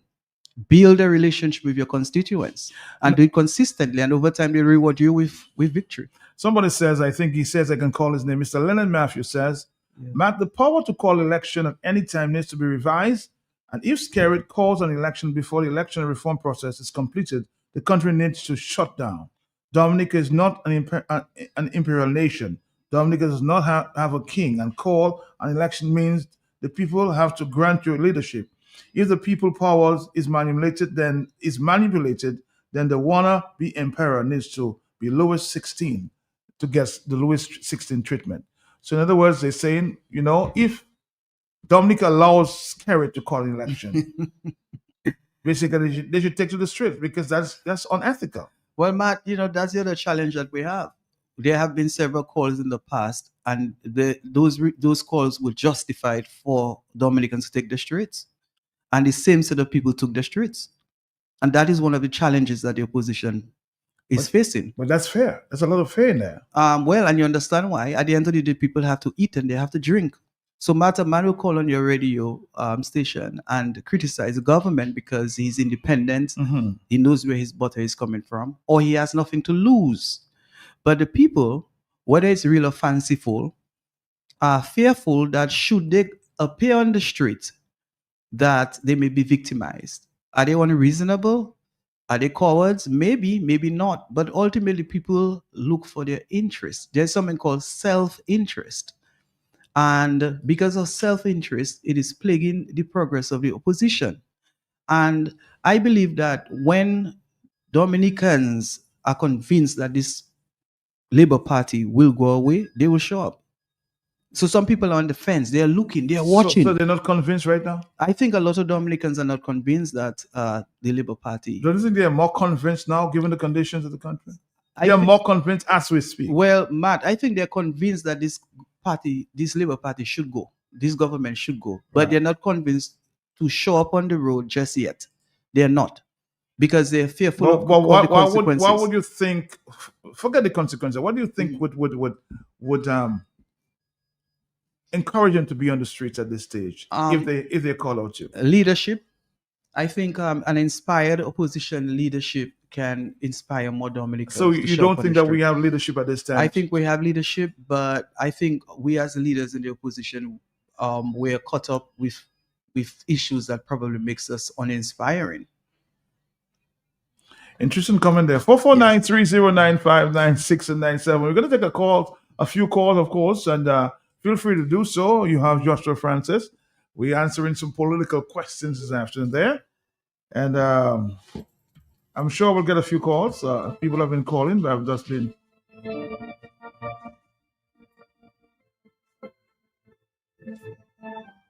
Somebody says Joshua is naive and doesn't understand the realities of the situation in Dominica. That's the one point there. Matt, I want to respond to that. You want to respond to that one? Okay. Well, you see, Matt, when you take note of comments like that, whoever is the author of that comment clearly does not appreciate the role that I played in the political framework over the past 3 years. Okay. And also that person is demonstrating a lack of appreciation for the efforts of politicians here. Because to say that I'm naive, I don't understand the realities. Matt, how many persons will understand the reality more than me? Somebody who works with Dominicans on a day-to-day basis. There isn't a day that I do not interact with my brothers and sisters, whether it's in a professional or personal capacity. So that statement is highly incorrect. On the telephone, are you there, caller? Yes. Matt Felkei, they will listen to you. And who's the other person out there? No, you gave them 2 hats. You gave the person, man. You gave the person 2 hats, a lawyer and a politician. You missing one way? What's that? A humanitarian. Okay. He's also a humanitarian. Is that the same Joshua Francis? Honorable blessings to you, King. What's up? I am well, thank you. How are you? I give him thanks, sir. I pray that family is well on your side. Yeah, it is. Thank you. Same. All right. Matt, to a certain extent, I think Josh, his clear conscience, his honesty, his sincerity, in his love, he thinks he can overcome anything. And I agree with him. Because Matt, it's about a mindset in your individualistic journey. Mm-hmm. But Josh, when you're dealing with criminals, Josh, Bernard Wilshire, they steal election from him. Thompson Fountain, Monel Williams. I am saying all what you're saying. There, my beloved brother, I love you, I respect you. But trust me, I would not say you're naive. I would say you are making that judgment call based on your faith. The substance of things hoped for, the evidence of things not seen. And you know what you can accomplish. And you have accomplished it. Hey, I meet him goes to the way I greeting him and talking to him. His wife just come and pull him away from me. I don't know if she know me. I don't know. Anyway, serious mad by Flo there. And I'm just saying that it takes more, much more than what Josh is saying. I agree the strategy of Joshua Francis are being overlooked based on the constant engagement and interaction, the door-to-door, and people shouting at you. And I believe, Josh, now it is much more accommodating and inspiring, just the environment, politically, socially, morally, and everything, for the people to rise up. And I'm glad when you said it takes a leader that can inspire and motivate and mobilize. You did not maybe go all there, but that's what you said in essence. And I think we haven't got that. That's why I'm asking for the reintroduction of Joshua Francis on the front line in the struggle, rather than everybody so beat like Cascara. Matt, you already drink Cascara? Yes, I have. Oh, yeah, Matt. Anyway, looking for Bobby to buy another bottle. I've drank a couple bottles already. I am just saying, my brother, these criminals will stop at nothing, and I agree with a lot of people. They are not determined to step out by the ballot, because by any means necessary, these criminals tell you, no law, not even the Constitution. You can go for all the lawyers in the world. Thank you. All right, thank you. Let's see if we can take a few voice notes at this time, yes? Matt, for once, I agree to disagree with Mr. Francis' advice that they should contact the statistics department to provide information. These people, these departments, they know their job. Well, I assume. Mm-hmm. So they know they have to educate people. So I don't just come and say, this is going to be done, that's going to be done. I have to lay a foundation, give a background of it. They know that because some of them have how many degrees. So they know that.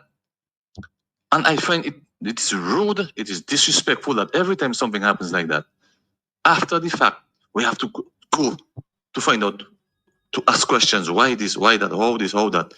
We have to go and find the education after. No. Before you implement, you have to educate, lay the foundation, talk to people, and then you take the action.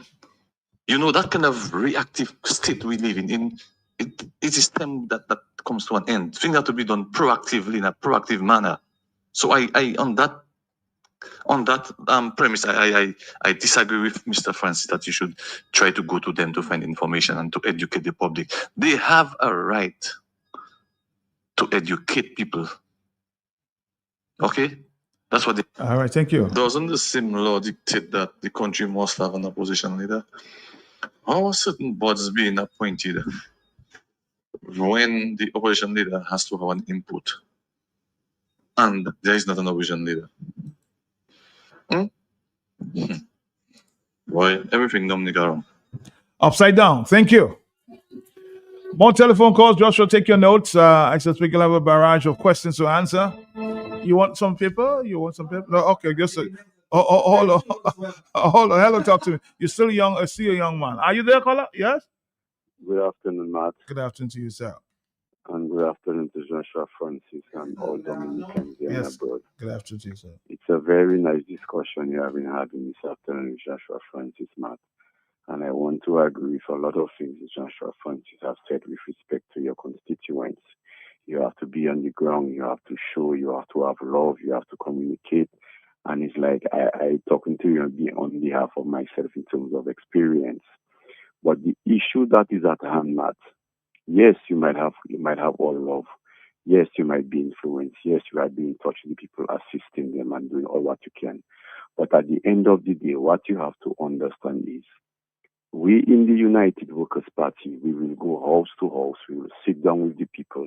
We will hear their cry. We will concern about them, hear what happened to them, see how we can help them, see what we can do for them and give them hope. But remember, the Labour Party does not campaign. The Labour Party does not go house to house. The only thing Labour Party does is a notepad and a pen. Matt, you and I growing up for election, no matter how we convince the callers, at the end of the day, the same love and affection and the love we have for the individual callers, you know the very same people have concerns, Matt. The person might have love for you, really want to vote you, but the person is now telling you the situation they are in. With the situation they are in right now, you will give them hope that if you come into office, you will assist them. But when the Labour Party candidate come, they don't sit down and dialogue and find out how many jobs and what happened in the country. All they do is how they can assist you. In a situation like that, when the Labour Party candidate come to you with a notepad and a pen, and they offer you what they offer you, even if you have love for me, Matt, but Matt, at the end of the day, I don't help you, Yes, you have love for me, for true. I get with you. I do everything for you. I in the community working with you. You love me, I love you. It is true. But the concern that you have and the help that you need, I cannot help you. When the Labour Party come with a notepad and a pen and they give you the help, Matt, there is no way that person can vote for you, Matt. So I see it, It's just that you have to keep on your love with the people and your community. But at the end of the day, I cannot help you, Matt. When the Labour Party come with a notepad and a pen, they help you. What are you going to tell me? Garçon, ou sa bon dans mon pays, ou sa bon femme en constituency, mais ou pas ça help more, Labour Party help more. So the question that I'm saying is, Matt, how do you counterize those kind of situations? You have love for the people have love for you, but for some reason they have been pushed back aside and assist by Labour Party notepad and their pen. Thank you, Matt. All right, thank you very much. And as you know, the point somebody was supporting the point earlier you made, and it has become very transactional.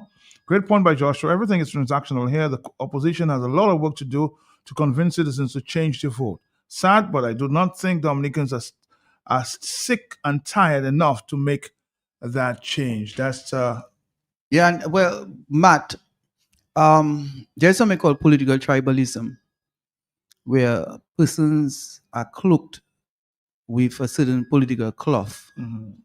And to decloak them, to remove that cloak, may take a lifetime.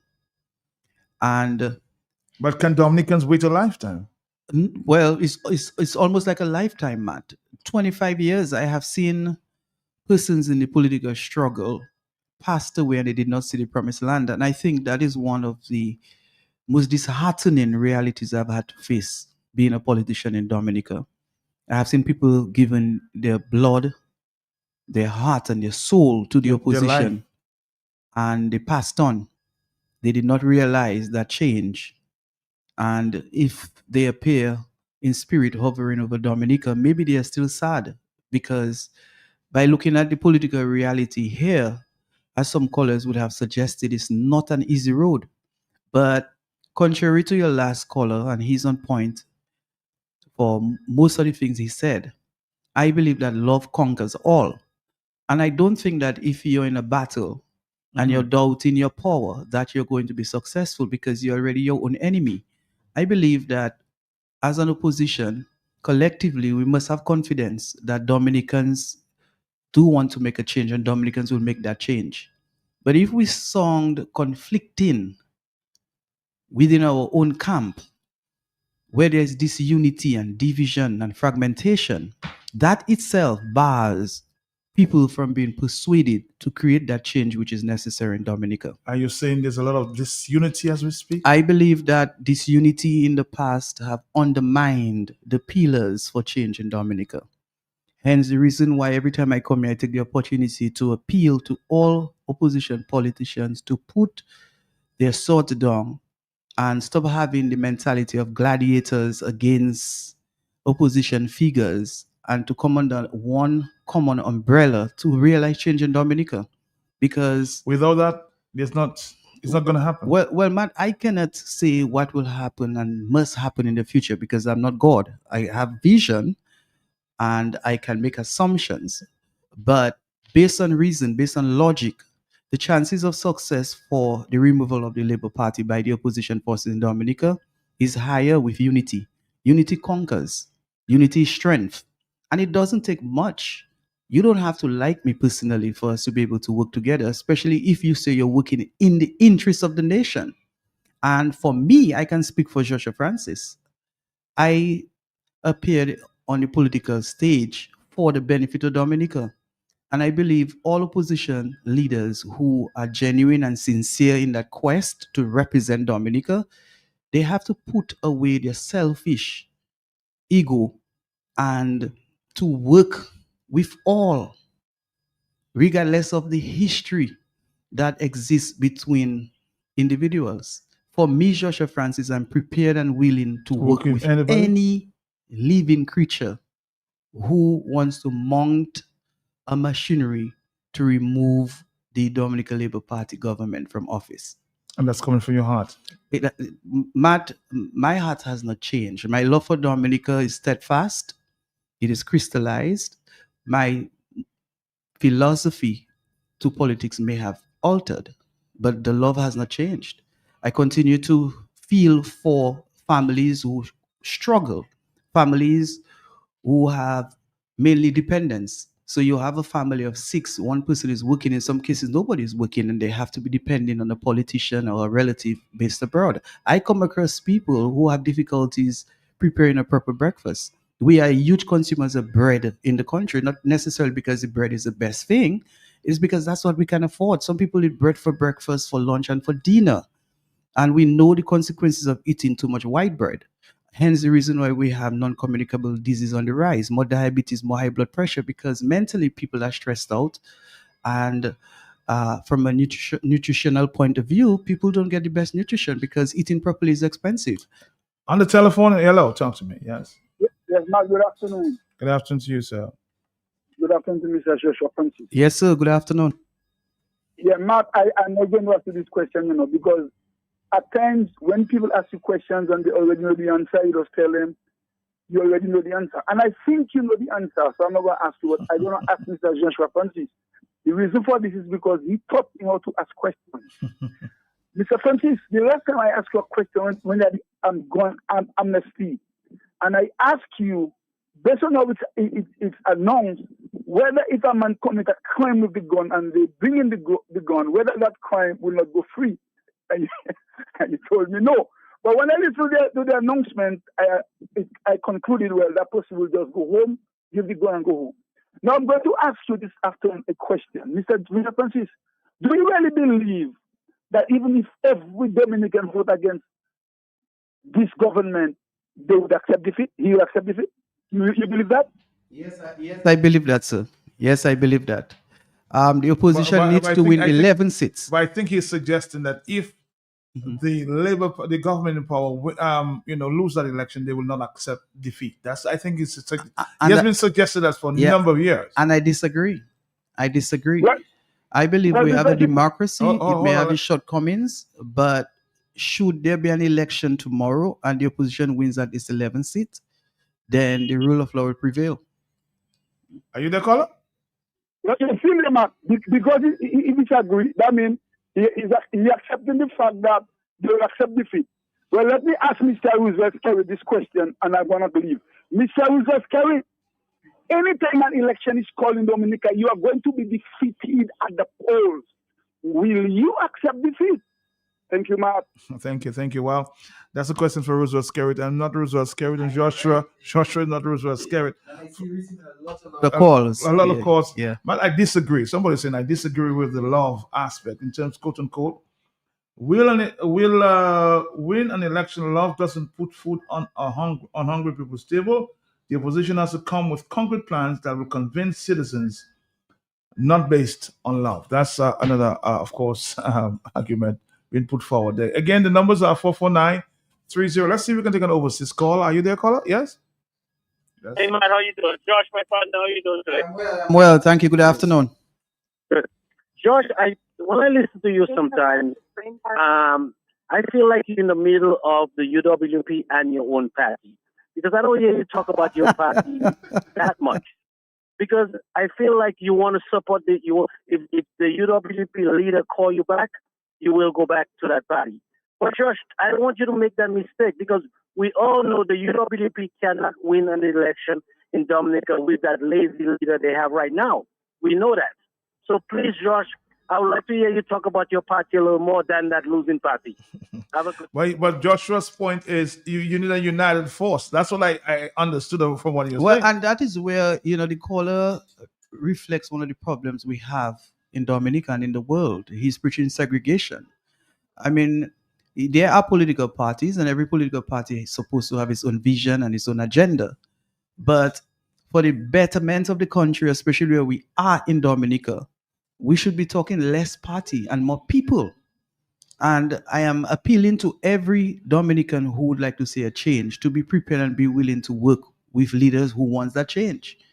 And when that time comes, I hope all political opposition parties can come together and to work with a good strategy to remove the government of Dominica. And for the last caller, there's no need to insult Mr. Dr. Thompson Fontaine and refer to him as lazy, and that's unnecessary.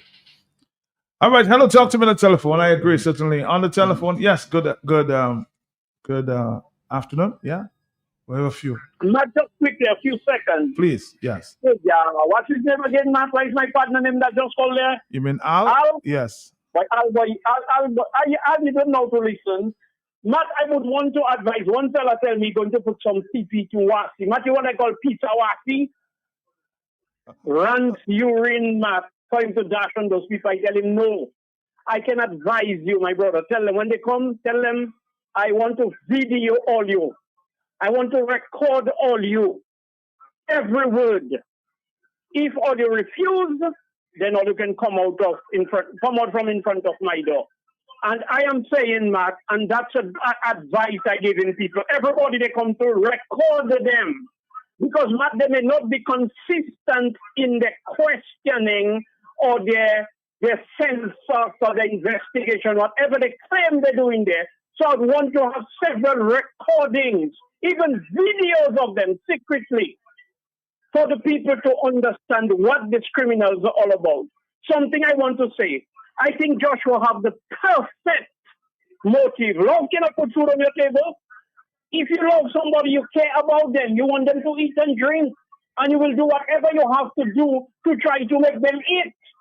My problem is, Matt, UWP and the opposition, I know Skerritt, Dekale, everybody, need to get some millions of dollars. I don't care where. I don't want to say the source, but I don't care where. Promise them something in Dominica because Chinese have their Gada can have them, everybody have them, Tony Hayden. So other people can have too. Promise them something significant, something tangible in Dominica. But please help us with a couple millions of dollars. So the people that saying love cannot fill your stomach, love cannot give you food, then the millions will be there to love you, educate you, motivate you, inspire you, and to feed you at the same time. Thank you. Good afternoon to you. Somebody says, good afternoon to you. Tell Joshua Francis, go back to the United Workers' Party. Is that something you might want to consider, Joshua? You're laughing. I'm serious. Matt, right now my pursuit is not to join UWP. My pursuit is to make a contribution to the movement to have a change of government in Dominica. All right, so that's not your main objective at this Not point. at all. Okay. Absolutely not. Hello, talk to me on the telephone. Yes. Are you there? Yes, good afternoon, Matt. I'm Josh. Yes. Yes, sir. Good afternoon. Josh, very interested. You is my partner. I work with you. I come from Roseau North. Josh, you can remember when UWP betrayed you up in Maho by the school in betray you when you was the deputy leader. And of course, he has said many times, you know, let's put this behind us and move forward to unite a force. Have you remembered him saying that? Yes. Let me finish with my point, Matt. Yes. Go ahead. You is my partner, and the only way you can come into power is if you join the Labour Party. Joshua Francis, will you join the Labour Party? That's not on my mind right now either, Matt. I think I am very clear in my position as to what I believe about the current status in Dominica. We need social change. You don't think the Labour Party is the answer going forward? I mean, the Labour Party had its opportunities 25 years now since this Labour Party has been in government. We have seen what they could do and what they cannot do. I think it's in the interest of Dominica and its future to have a change of government. All right, somebody says, Matt, good afternoon. Opposition politicians cannot win an election as long as Skerrit controls electoral division. What we need now is a Gen Z style revolution. Joshua, somebody says you're a little too timid. You know, you have to get a little. Well, Matt, you see, and that is one of the problems. You know, I don't know why people tend to think that you have to be loud and abrasive and aggressive and militant to seek your change. That is not what's going to get change, unless if you want a coup d'etat. But even coup d'etat has come with certain risks, and I do not subscribe or prescribe a coup d'etat in Dominica. I believe that this government can be changed by and through the ballot. All right, more telephone calls. Yes, an optimistic Joshua Francis. Are you there? Yes. Yes, Mr. Francis. Yes, ma'am. I wish there were a lot more people like you. Thank you. Good heart, everything. A lot more. Thank you. Thank you. Thank you.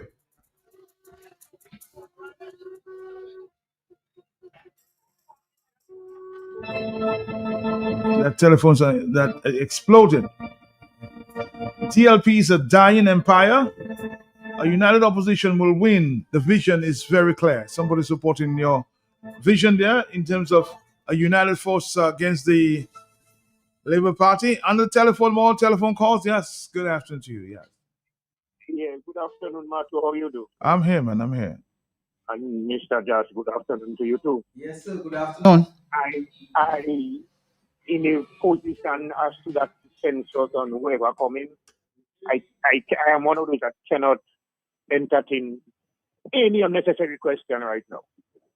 And when they come with the census, at my home, first question that I want to entertain is how many years my house end up without a roof.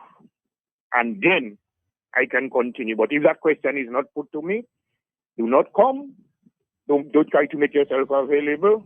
And look, I am on the ESA in so, and my voice is well known. Okay. And today is the 17th of September, Mato?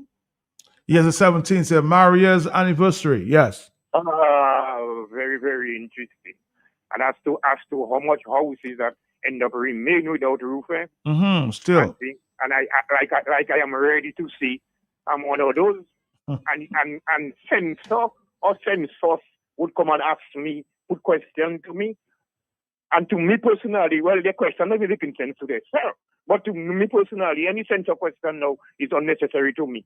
That's the only question I want to ask. Sorry for my diverting your program, but I had. It's okay. It's okay. Okay. Well, of course, we spoke about that earlier.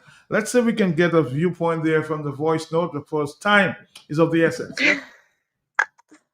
Matt, I'm listening to this conversation with Joshua Francis. Good afternoon, sir. Hi, good afternoon. And you. And then I understand what he is saying. And I understand the money issue.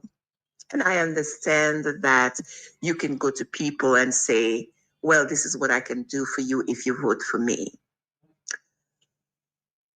At the end of the day, Matt, it boils down to the people.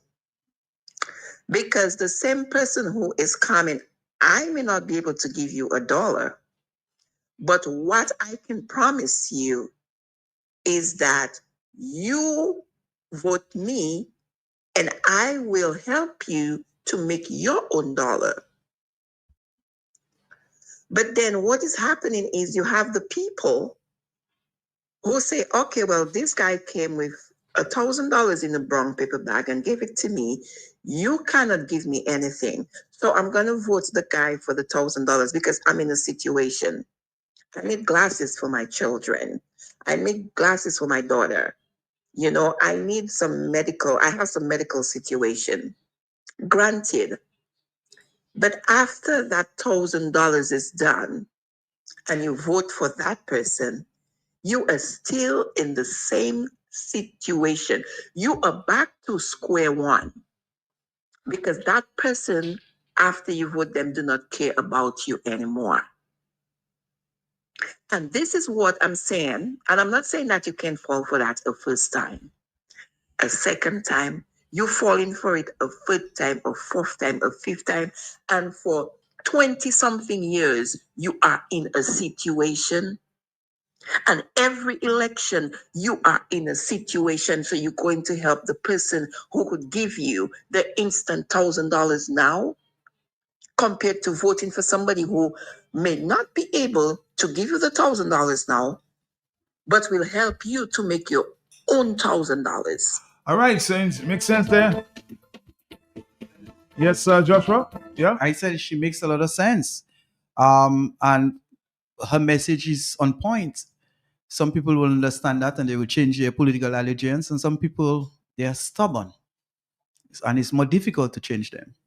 All right, here's a viewpoint there, Matt. There was a coup d'etat in Dominica when Pierre Charles passed.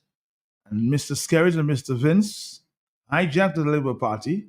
The constituents no longer pick their representative in the courts, police, and executives on the grasp of one man. Tell Joshua, I say, while he does not support an armed coup d'etat, one has already happened when we are where we are today. As a person's view, he wants to define and redefine coup d'etat contrary to the universal definition, then fair enough. That's his opinion. As one is necessary, met and fulfilled. But what's the long term when the person gives you the $1,000 when you vote? Huh? I think that's a question here. Well, Matt, and believe me, the politicians in the opposition would go on the ground and explain all those things. I'm fully aware of that. Well, are you seeing the politicians on the ground in recent times? Well, Matt, sincerely, over the past few months, I haven't really been vigorous on the ground. Okay. I was stationed within the Roseau catchment area doing my legal work. And along the way, of course, I cannot help myself but to tackle certain social issues that people are facing. And of course, to discuss politics as well. You know, that's part of the cornerstone of my life. But I'm aware, based on what I was told, that certain politicians are on the ground doing work. Okay. A particular politician, reports to me about his work on the ground. And for those who are dissatisfied with the amount of work that the opposition leaders do, they can call the leaders, contact them, speak with them, give them ideas, and support them financially. Because some of your callers say, Matt, is to go at somebody's home where that person has a family and they are financially challenged and not able to assist, that is difficult for any sincere politician. Because when you go at somebody's home and the person says to you, my children have not eaten a proper meal over the past 7 days, the right thing to do is to find a way to help that family. If you don't have it, you have to go up there to raise that fund. Matt, we were devastated by a monster hurricane in 2017. That's 8 years ago.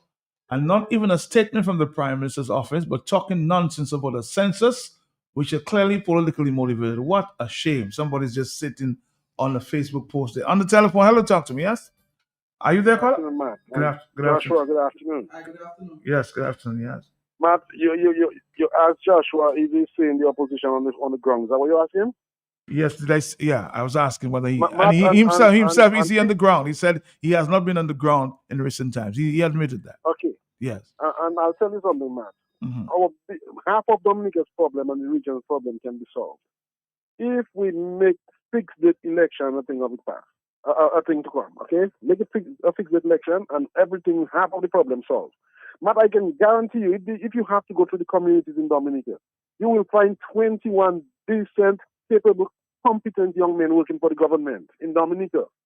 But they are afraid to show up their head until a month or two before the elections, because they know if they do, the government cut off their head, they have nothing to eat. 10 kids up to the last election said, you go run election if you want, take time off your job. When you finish, you come back, your job is available. Why is the criminal syndicate in Dominica against that? Why are they against fixed date elections? And if we have those two issues there, where a man can say, I'm a school principal, I'm going to run for elections. After the elections, I know I'm going back to my job, win or lose. Okay? I know my job is secure. We will find competent and the right set of people in politics in Dominica. But until those things can happen, we are at a loss, and we are not going to get the best people. Skerrit is going to pick up some kindergarten children, because if they lose, he fit them somewhere in a job, and they continue, they just suck in the state dry. We need fixed date election in Dominica. Is that the answer? Fixed date election. Well, I think that would be good for democracy, but that's not going to happen until we have a leader who would like that to happen. And of course, the parliamentary makeup is and will be important, because to make constitutional changes, we need a certain percentage, 2/3 for non-guaranteed provisions of the Constitution of Dominica must be in support for that change. The opposition parties are not even holding public meetings to educate the masses. When last was there a meeting in Langon? I keep asking that question there. They have to go back to the basics. They can't only run to Q95 to do that kind of campaigning. 449-3095. Joshua, we're past the time, but the amount of phone calls coming. I see that. You see that, eh? Yeah. Well, can we give them another 15 minutes? Well, sure, March. Hello, I'm always at the serve. Hello, talk to me. Yes, Yes, sir. Good afternoon. Good afternoon, Joshua. What is $1,000 not to accept from our government? What is $1,000? Can you get it finished already? So why give your vote for $1,000? And you still poor, you still hungry, you still broke? What sense does that make? Just keep your vote to yourself for $1,000 then. I don't give enough my vote for $1,000. The man have his posh transport, his posh house, and I am not in a plywood house. Taking hot air, I don't take in air condition, and I gonna give you my vote? Never. I keep in my vote. Hold your $1,000. Have a blessed day. All right, thank you very much. Lady, smart lady. Smart lady, huh? All right, more telephone calls. Of course, time is of the essence here. Hello, talk to me, yeah? Yes, I'm here. Dominicans will never change again. Dominicans will never change again? No. Why is that? That politics is putting parliament right now. So what do you think can change Dominica? People that can do that, only the people that can do that, people can come out. When you call them, the senior coming out. The same people coming out, the same people listening all the time.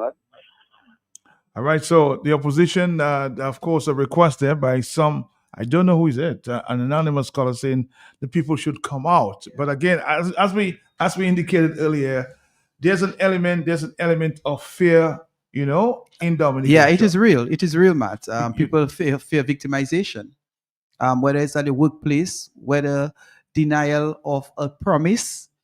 Some people are looking for benefits, whether it's an apartment, a house, building materials, a scholarship for a child, assistance for a healthcare service, to name a few. I need a scholarship for my child. So here you go. So if you were to say something adverse to this government, then maybe you would not get that benefit. So you might as well just stay quiet or even appear to support the government. Take it one step further. Josh is right. I agree with his sentiments, but the sad face of the matter is Dominicans vote with their bellies and not for issues. And until that change, sadly, things will remain the same. Well, Matthew, again, you have to accept that our population demographics may be different to that of Barbados and Lucia, just to mention a few of the islands around us. As far as what is considered in determining where a vote goes, it appears that more people here are emotional and less rational. Because if it was just based on intellect, this Labour Party government would not be in office today. You don't think so? No? I know so, Matt. It is clear the performance of the government is written on the wall. As I always say, we do not have to come here with fancy data to show where we are in Dominica.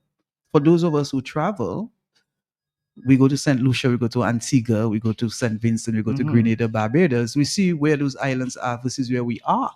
And one may argue we are here, we're last karat in most economic areas because of Hurricane Maria and Tropical Storm America, when in fact, those two storms give us an opportunity to become more buoyant and to bounce back even stronger. On the telephone, are you there, caller? No, are you there? For Yeah, I'm there. I'm there. Good okay. afternoon. Good afternoon to you. Yeah, Mr. Francis. Yes, sir. Yeah. I want to ask a question. I suspect on all of the shows, the political talk shows we are having in Dominica, it's more about talking of the things that they have done or what they're going to do. But in terms of when the guy called earlier, when I have mentioned that in many of the programs, in terms of we need reforms, I don't believe the politicians, those who are active in politics, are really educating the general public in terms of what is preventing our governments when they are elected from performing like we would want them to perform. Now, there is something we call the Constitution, which is supposed to guide us in managing the affairs of the country. We have to respect the Constitution. We have all that. And I heard the guy said earlier on, and I have said that, as I said earlier on, a person who is reasonably educated, that he's employed at school or somewhere, and he wants to participate in politics, he has to give up his job. But if he loses the election, he is not employed anymore.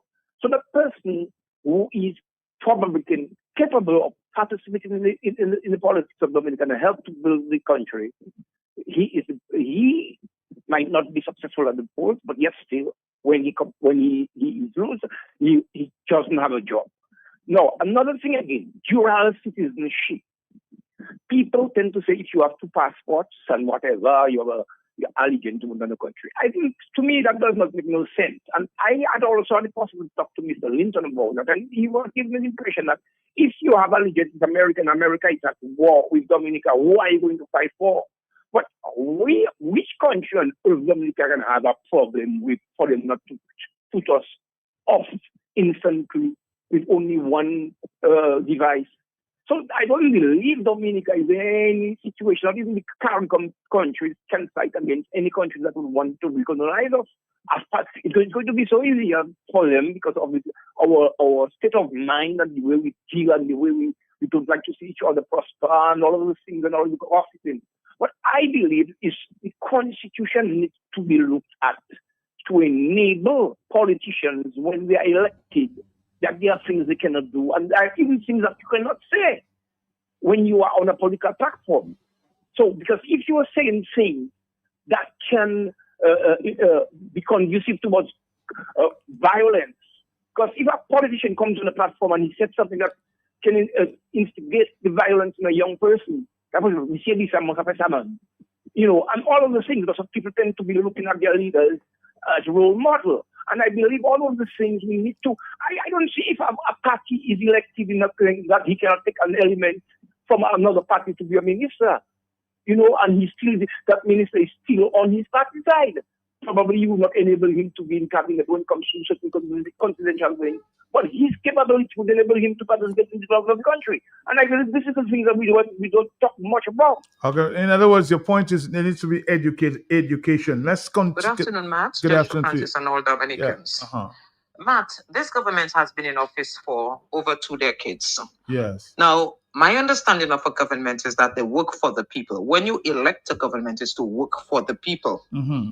I am not saying that this government was elected by the people, because we know about the stealing process that goes on in our elections in Dominica.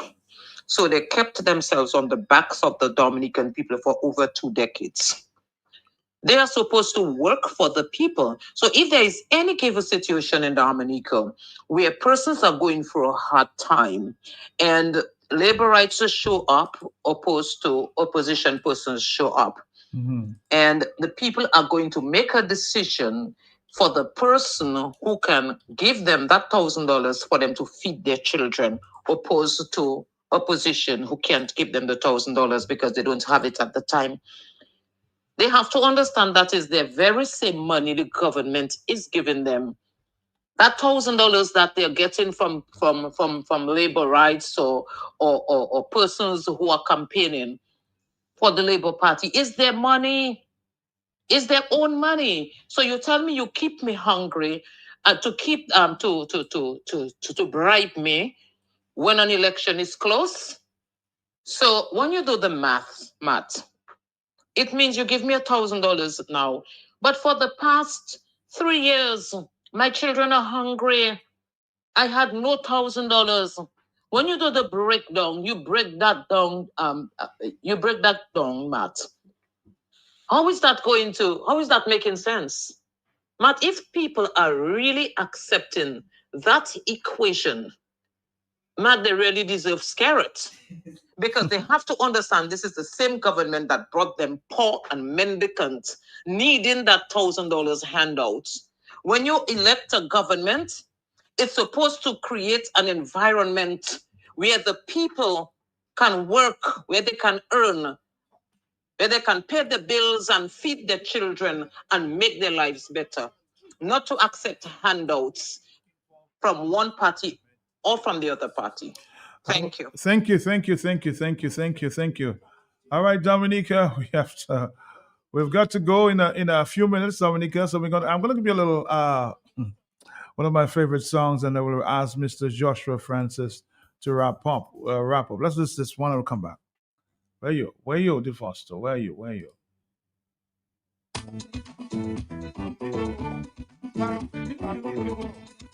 Not this one. Government in Trinidad and Tobago appeared the minister and told him that there was bid rigging taking place in Udicott.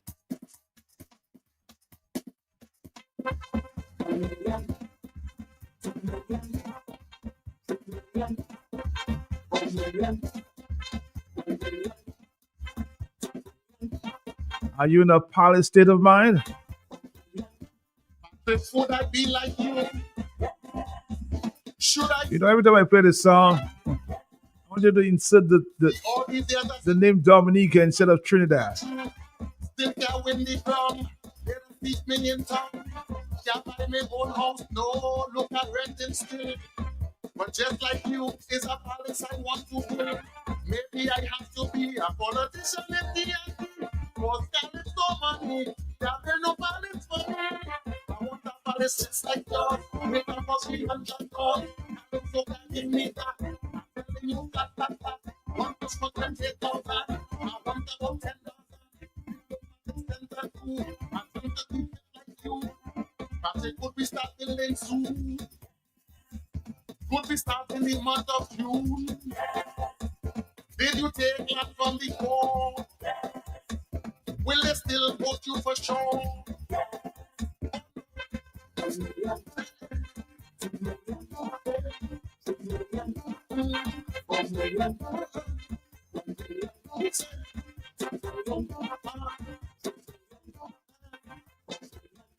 Is it true your eyes very long? Did you spend money to the ground?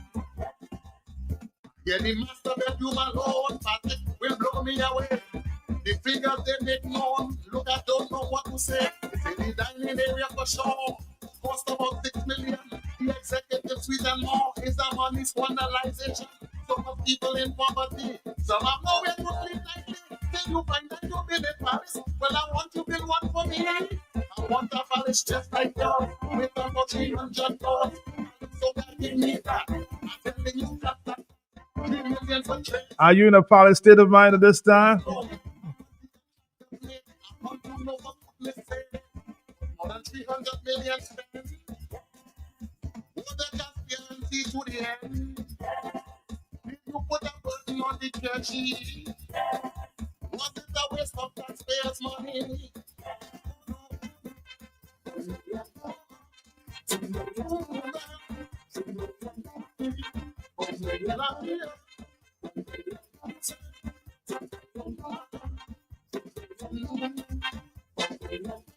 Do you see what the people need?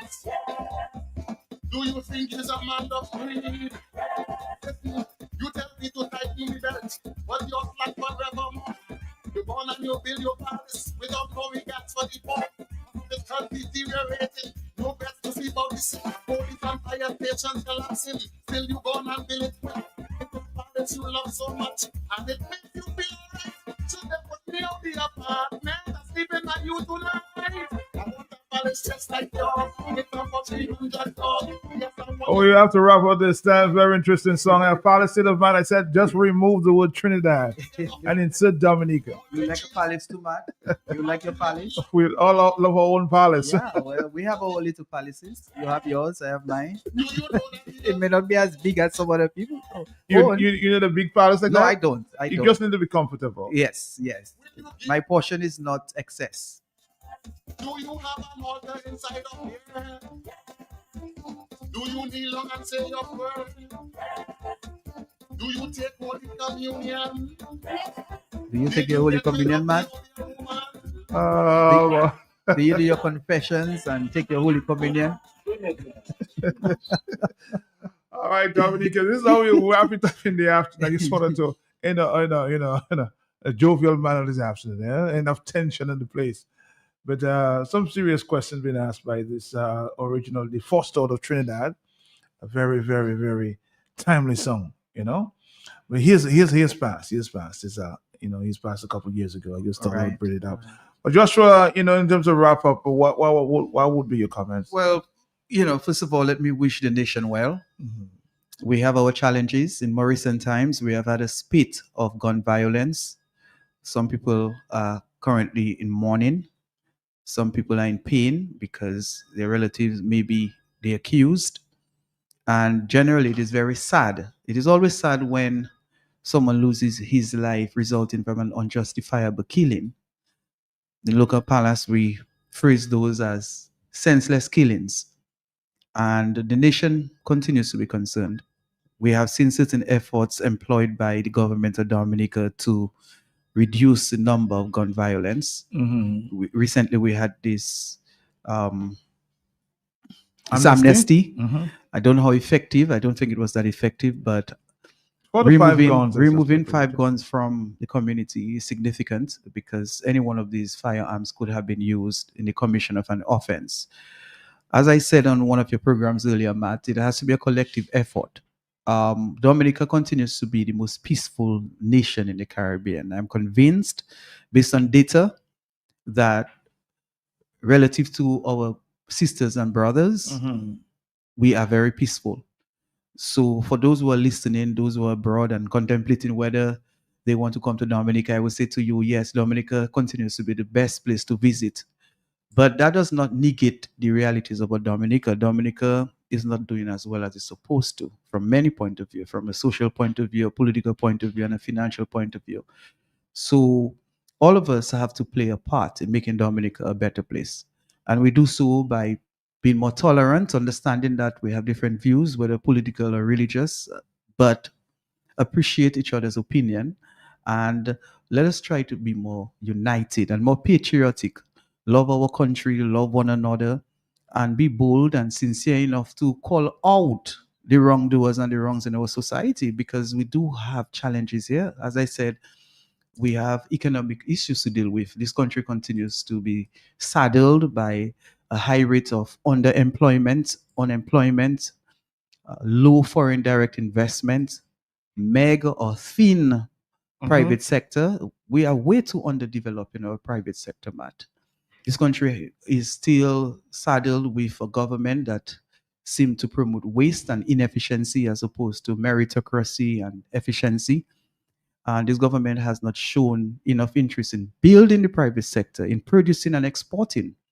Our CBI funds we have used in many good areas, but we could have done so much better, especially putting energy in our productive sectors. Our healthcare, Matt, we must continue to be concerned. And the healthcare system, Matt, the complaints that we hear, it's not the worst, but it's certainly not anywhere close to the best. So, Matt, of course, in a subsequent program, we will address some of those issues. Another issue I want to talk to you about, Yes. Joshua, in terms of licensed firearms, who are given licensed firearms, who, and some persons who are, genuine business person and professionals are not given this licensed firearms, but the scoundrels out there Some. Yeah, Matt, and that's a very important issue that you just raised. I'm aware of professionals who applied for a license to possess a firearm and they were denied. And the denial would have been on political grounds. And it goes back to what we were talking about earlier in terms of how this country has been governed. Again, we'll talk about that next time around. Definitely, Okay. definitely. Thank you very much. You're welcome, Matt. Bless you and bless Dominica. All right, sir. Politicians hold significant power. Shape the future for you and me. The right decisions. We'll be back tomorrow. Another hot seat program. Stick around. They can either empower the young people or create barriers that will stifle our ambition and potential to be the best we can be. So, Mr. PM, what's going on? The more we try and try, distance taking down. You created an illusion, an imagination of a bright, prosperous, wealthy nation. Some call you a mama Gaia, I call you a heartbreaker and a dream killer. We had plenty hope, but now we can't cope. You're a dream killer. Disregard of mental health while you busy gaining wealth. You're a dream killer. From the NEP, working for small money. You're a dream killer. You present a lot of things, we believe in you. No our life passing by, nothing coming through. There's a lot of promises, fulfilling a few. There is big celebration for us to praise you. Hey, we have a dream. Oh, our children have a dream.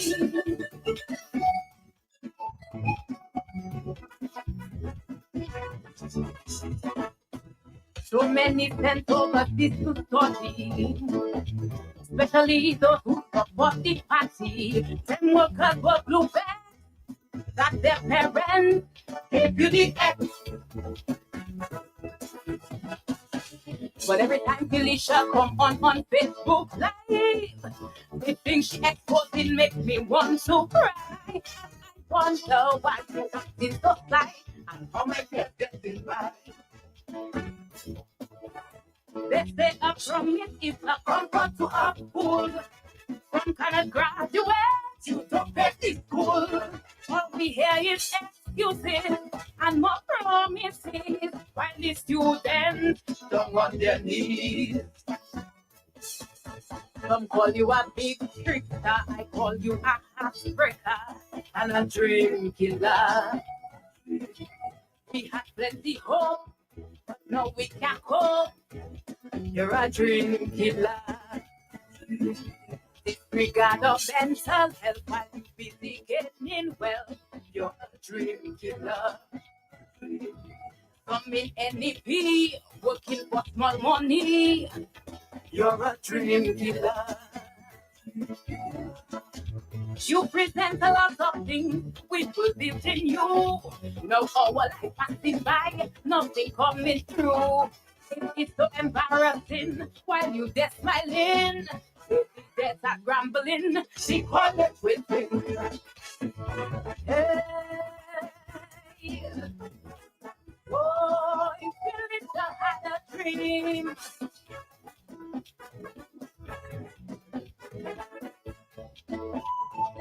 I have a dream.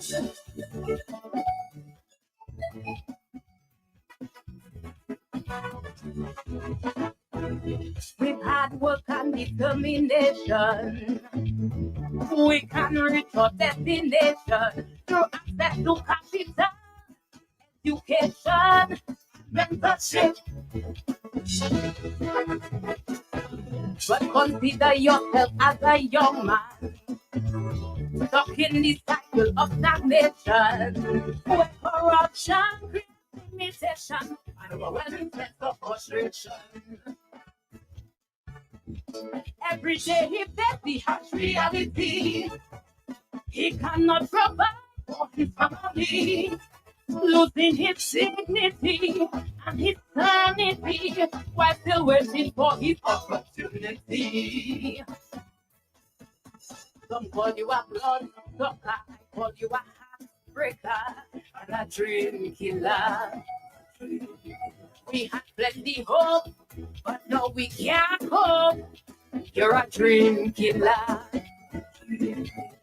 Regard of mental health while you busy getting well. You're a dream killer. Some in NEP, working for small money. You're a dream killer. You present a lot of things, we believe in you. No over like passing by, nothing coming through. Who can run will run, who cannot will stay. Waiting for election day to get to the day.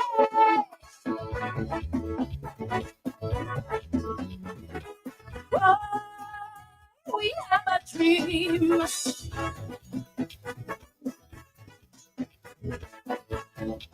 Oh, we have a dream.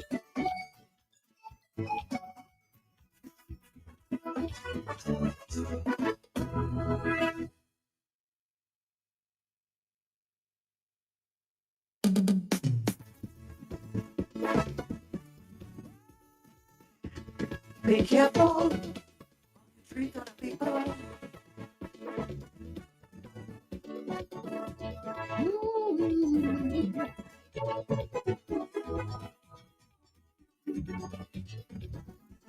Try again.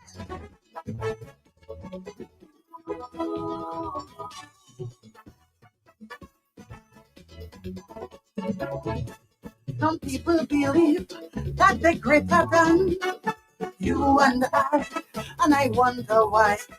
And they get in on as though they will never die. You and I wonder why.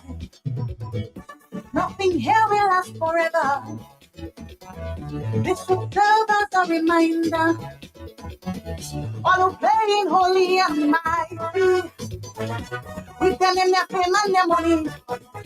When the master calls, no knocking at all, prepare for your funeral. The ground that we walking on, one day will be your roof. The ground that we walking on, one day will be your roof. There will be no extension, no extension when the master call, when the master call. No friends would save you, no church would bail you when the master call, when the master call. When you got to go, you got to go. No doctor can say no. I steady ground that we walking on. One day will be your rule.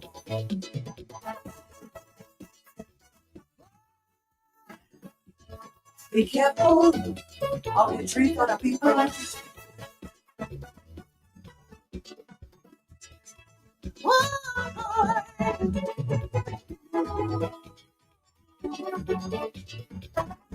My people, treat people right.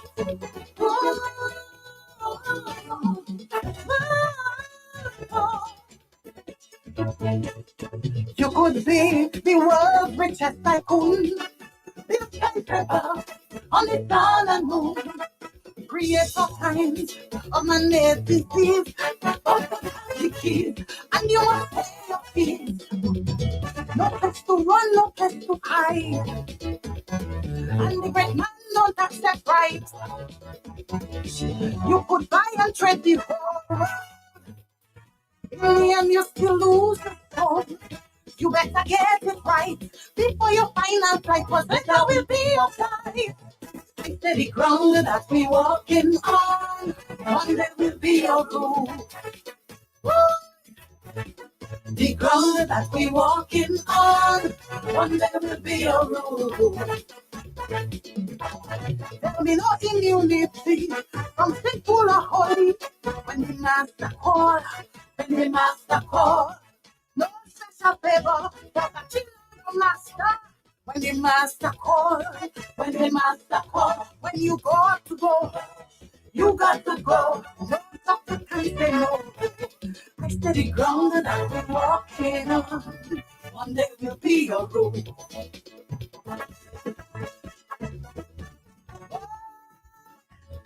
Be careful how you treat other people.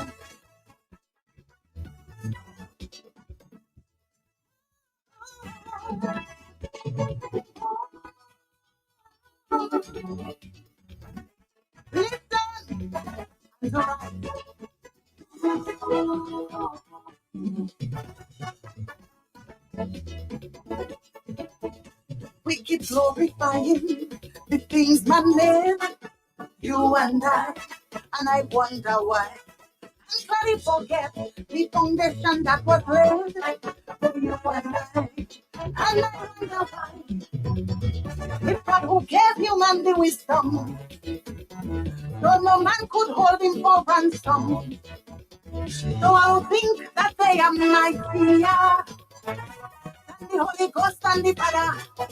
Better say in your head, cause all you walking in a second could be the weekend. I say the ground that we walking on, one day will be a roof. The ground that we walking on, one day will be a roof. No acceptance of gifts from millionaire or cheap.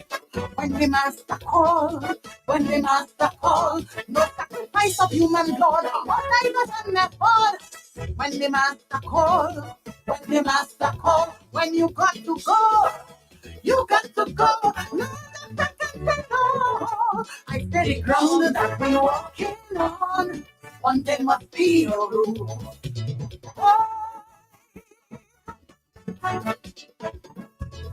Be careful how you treat other people.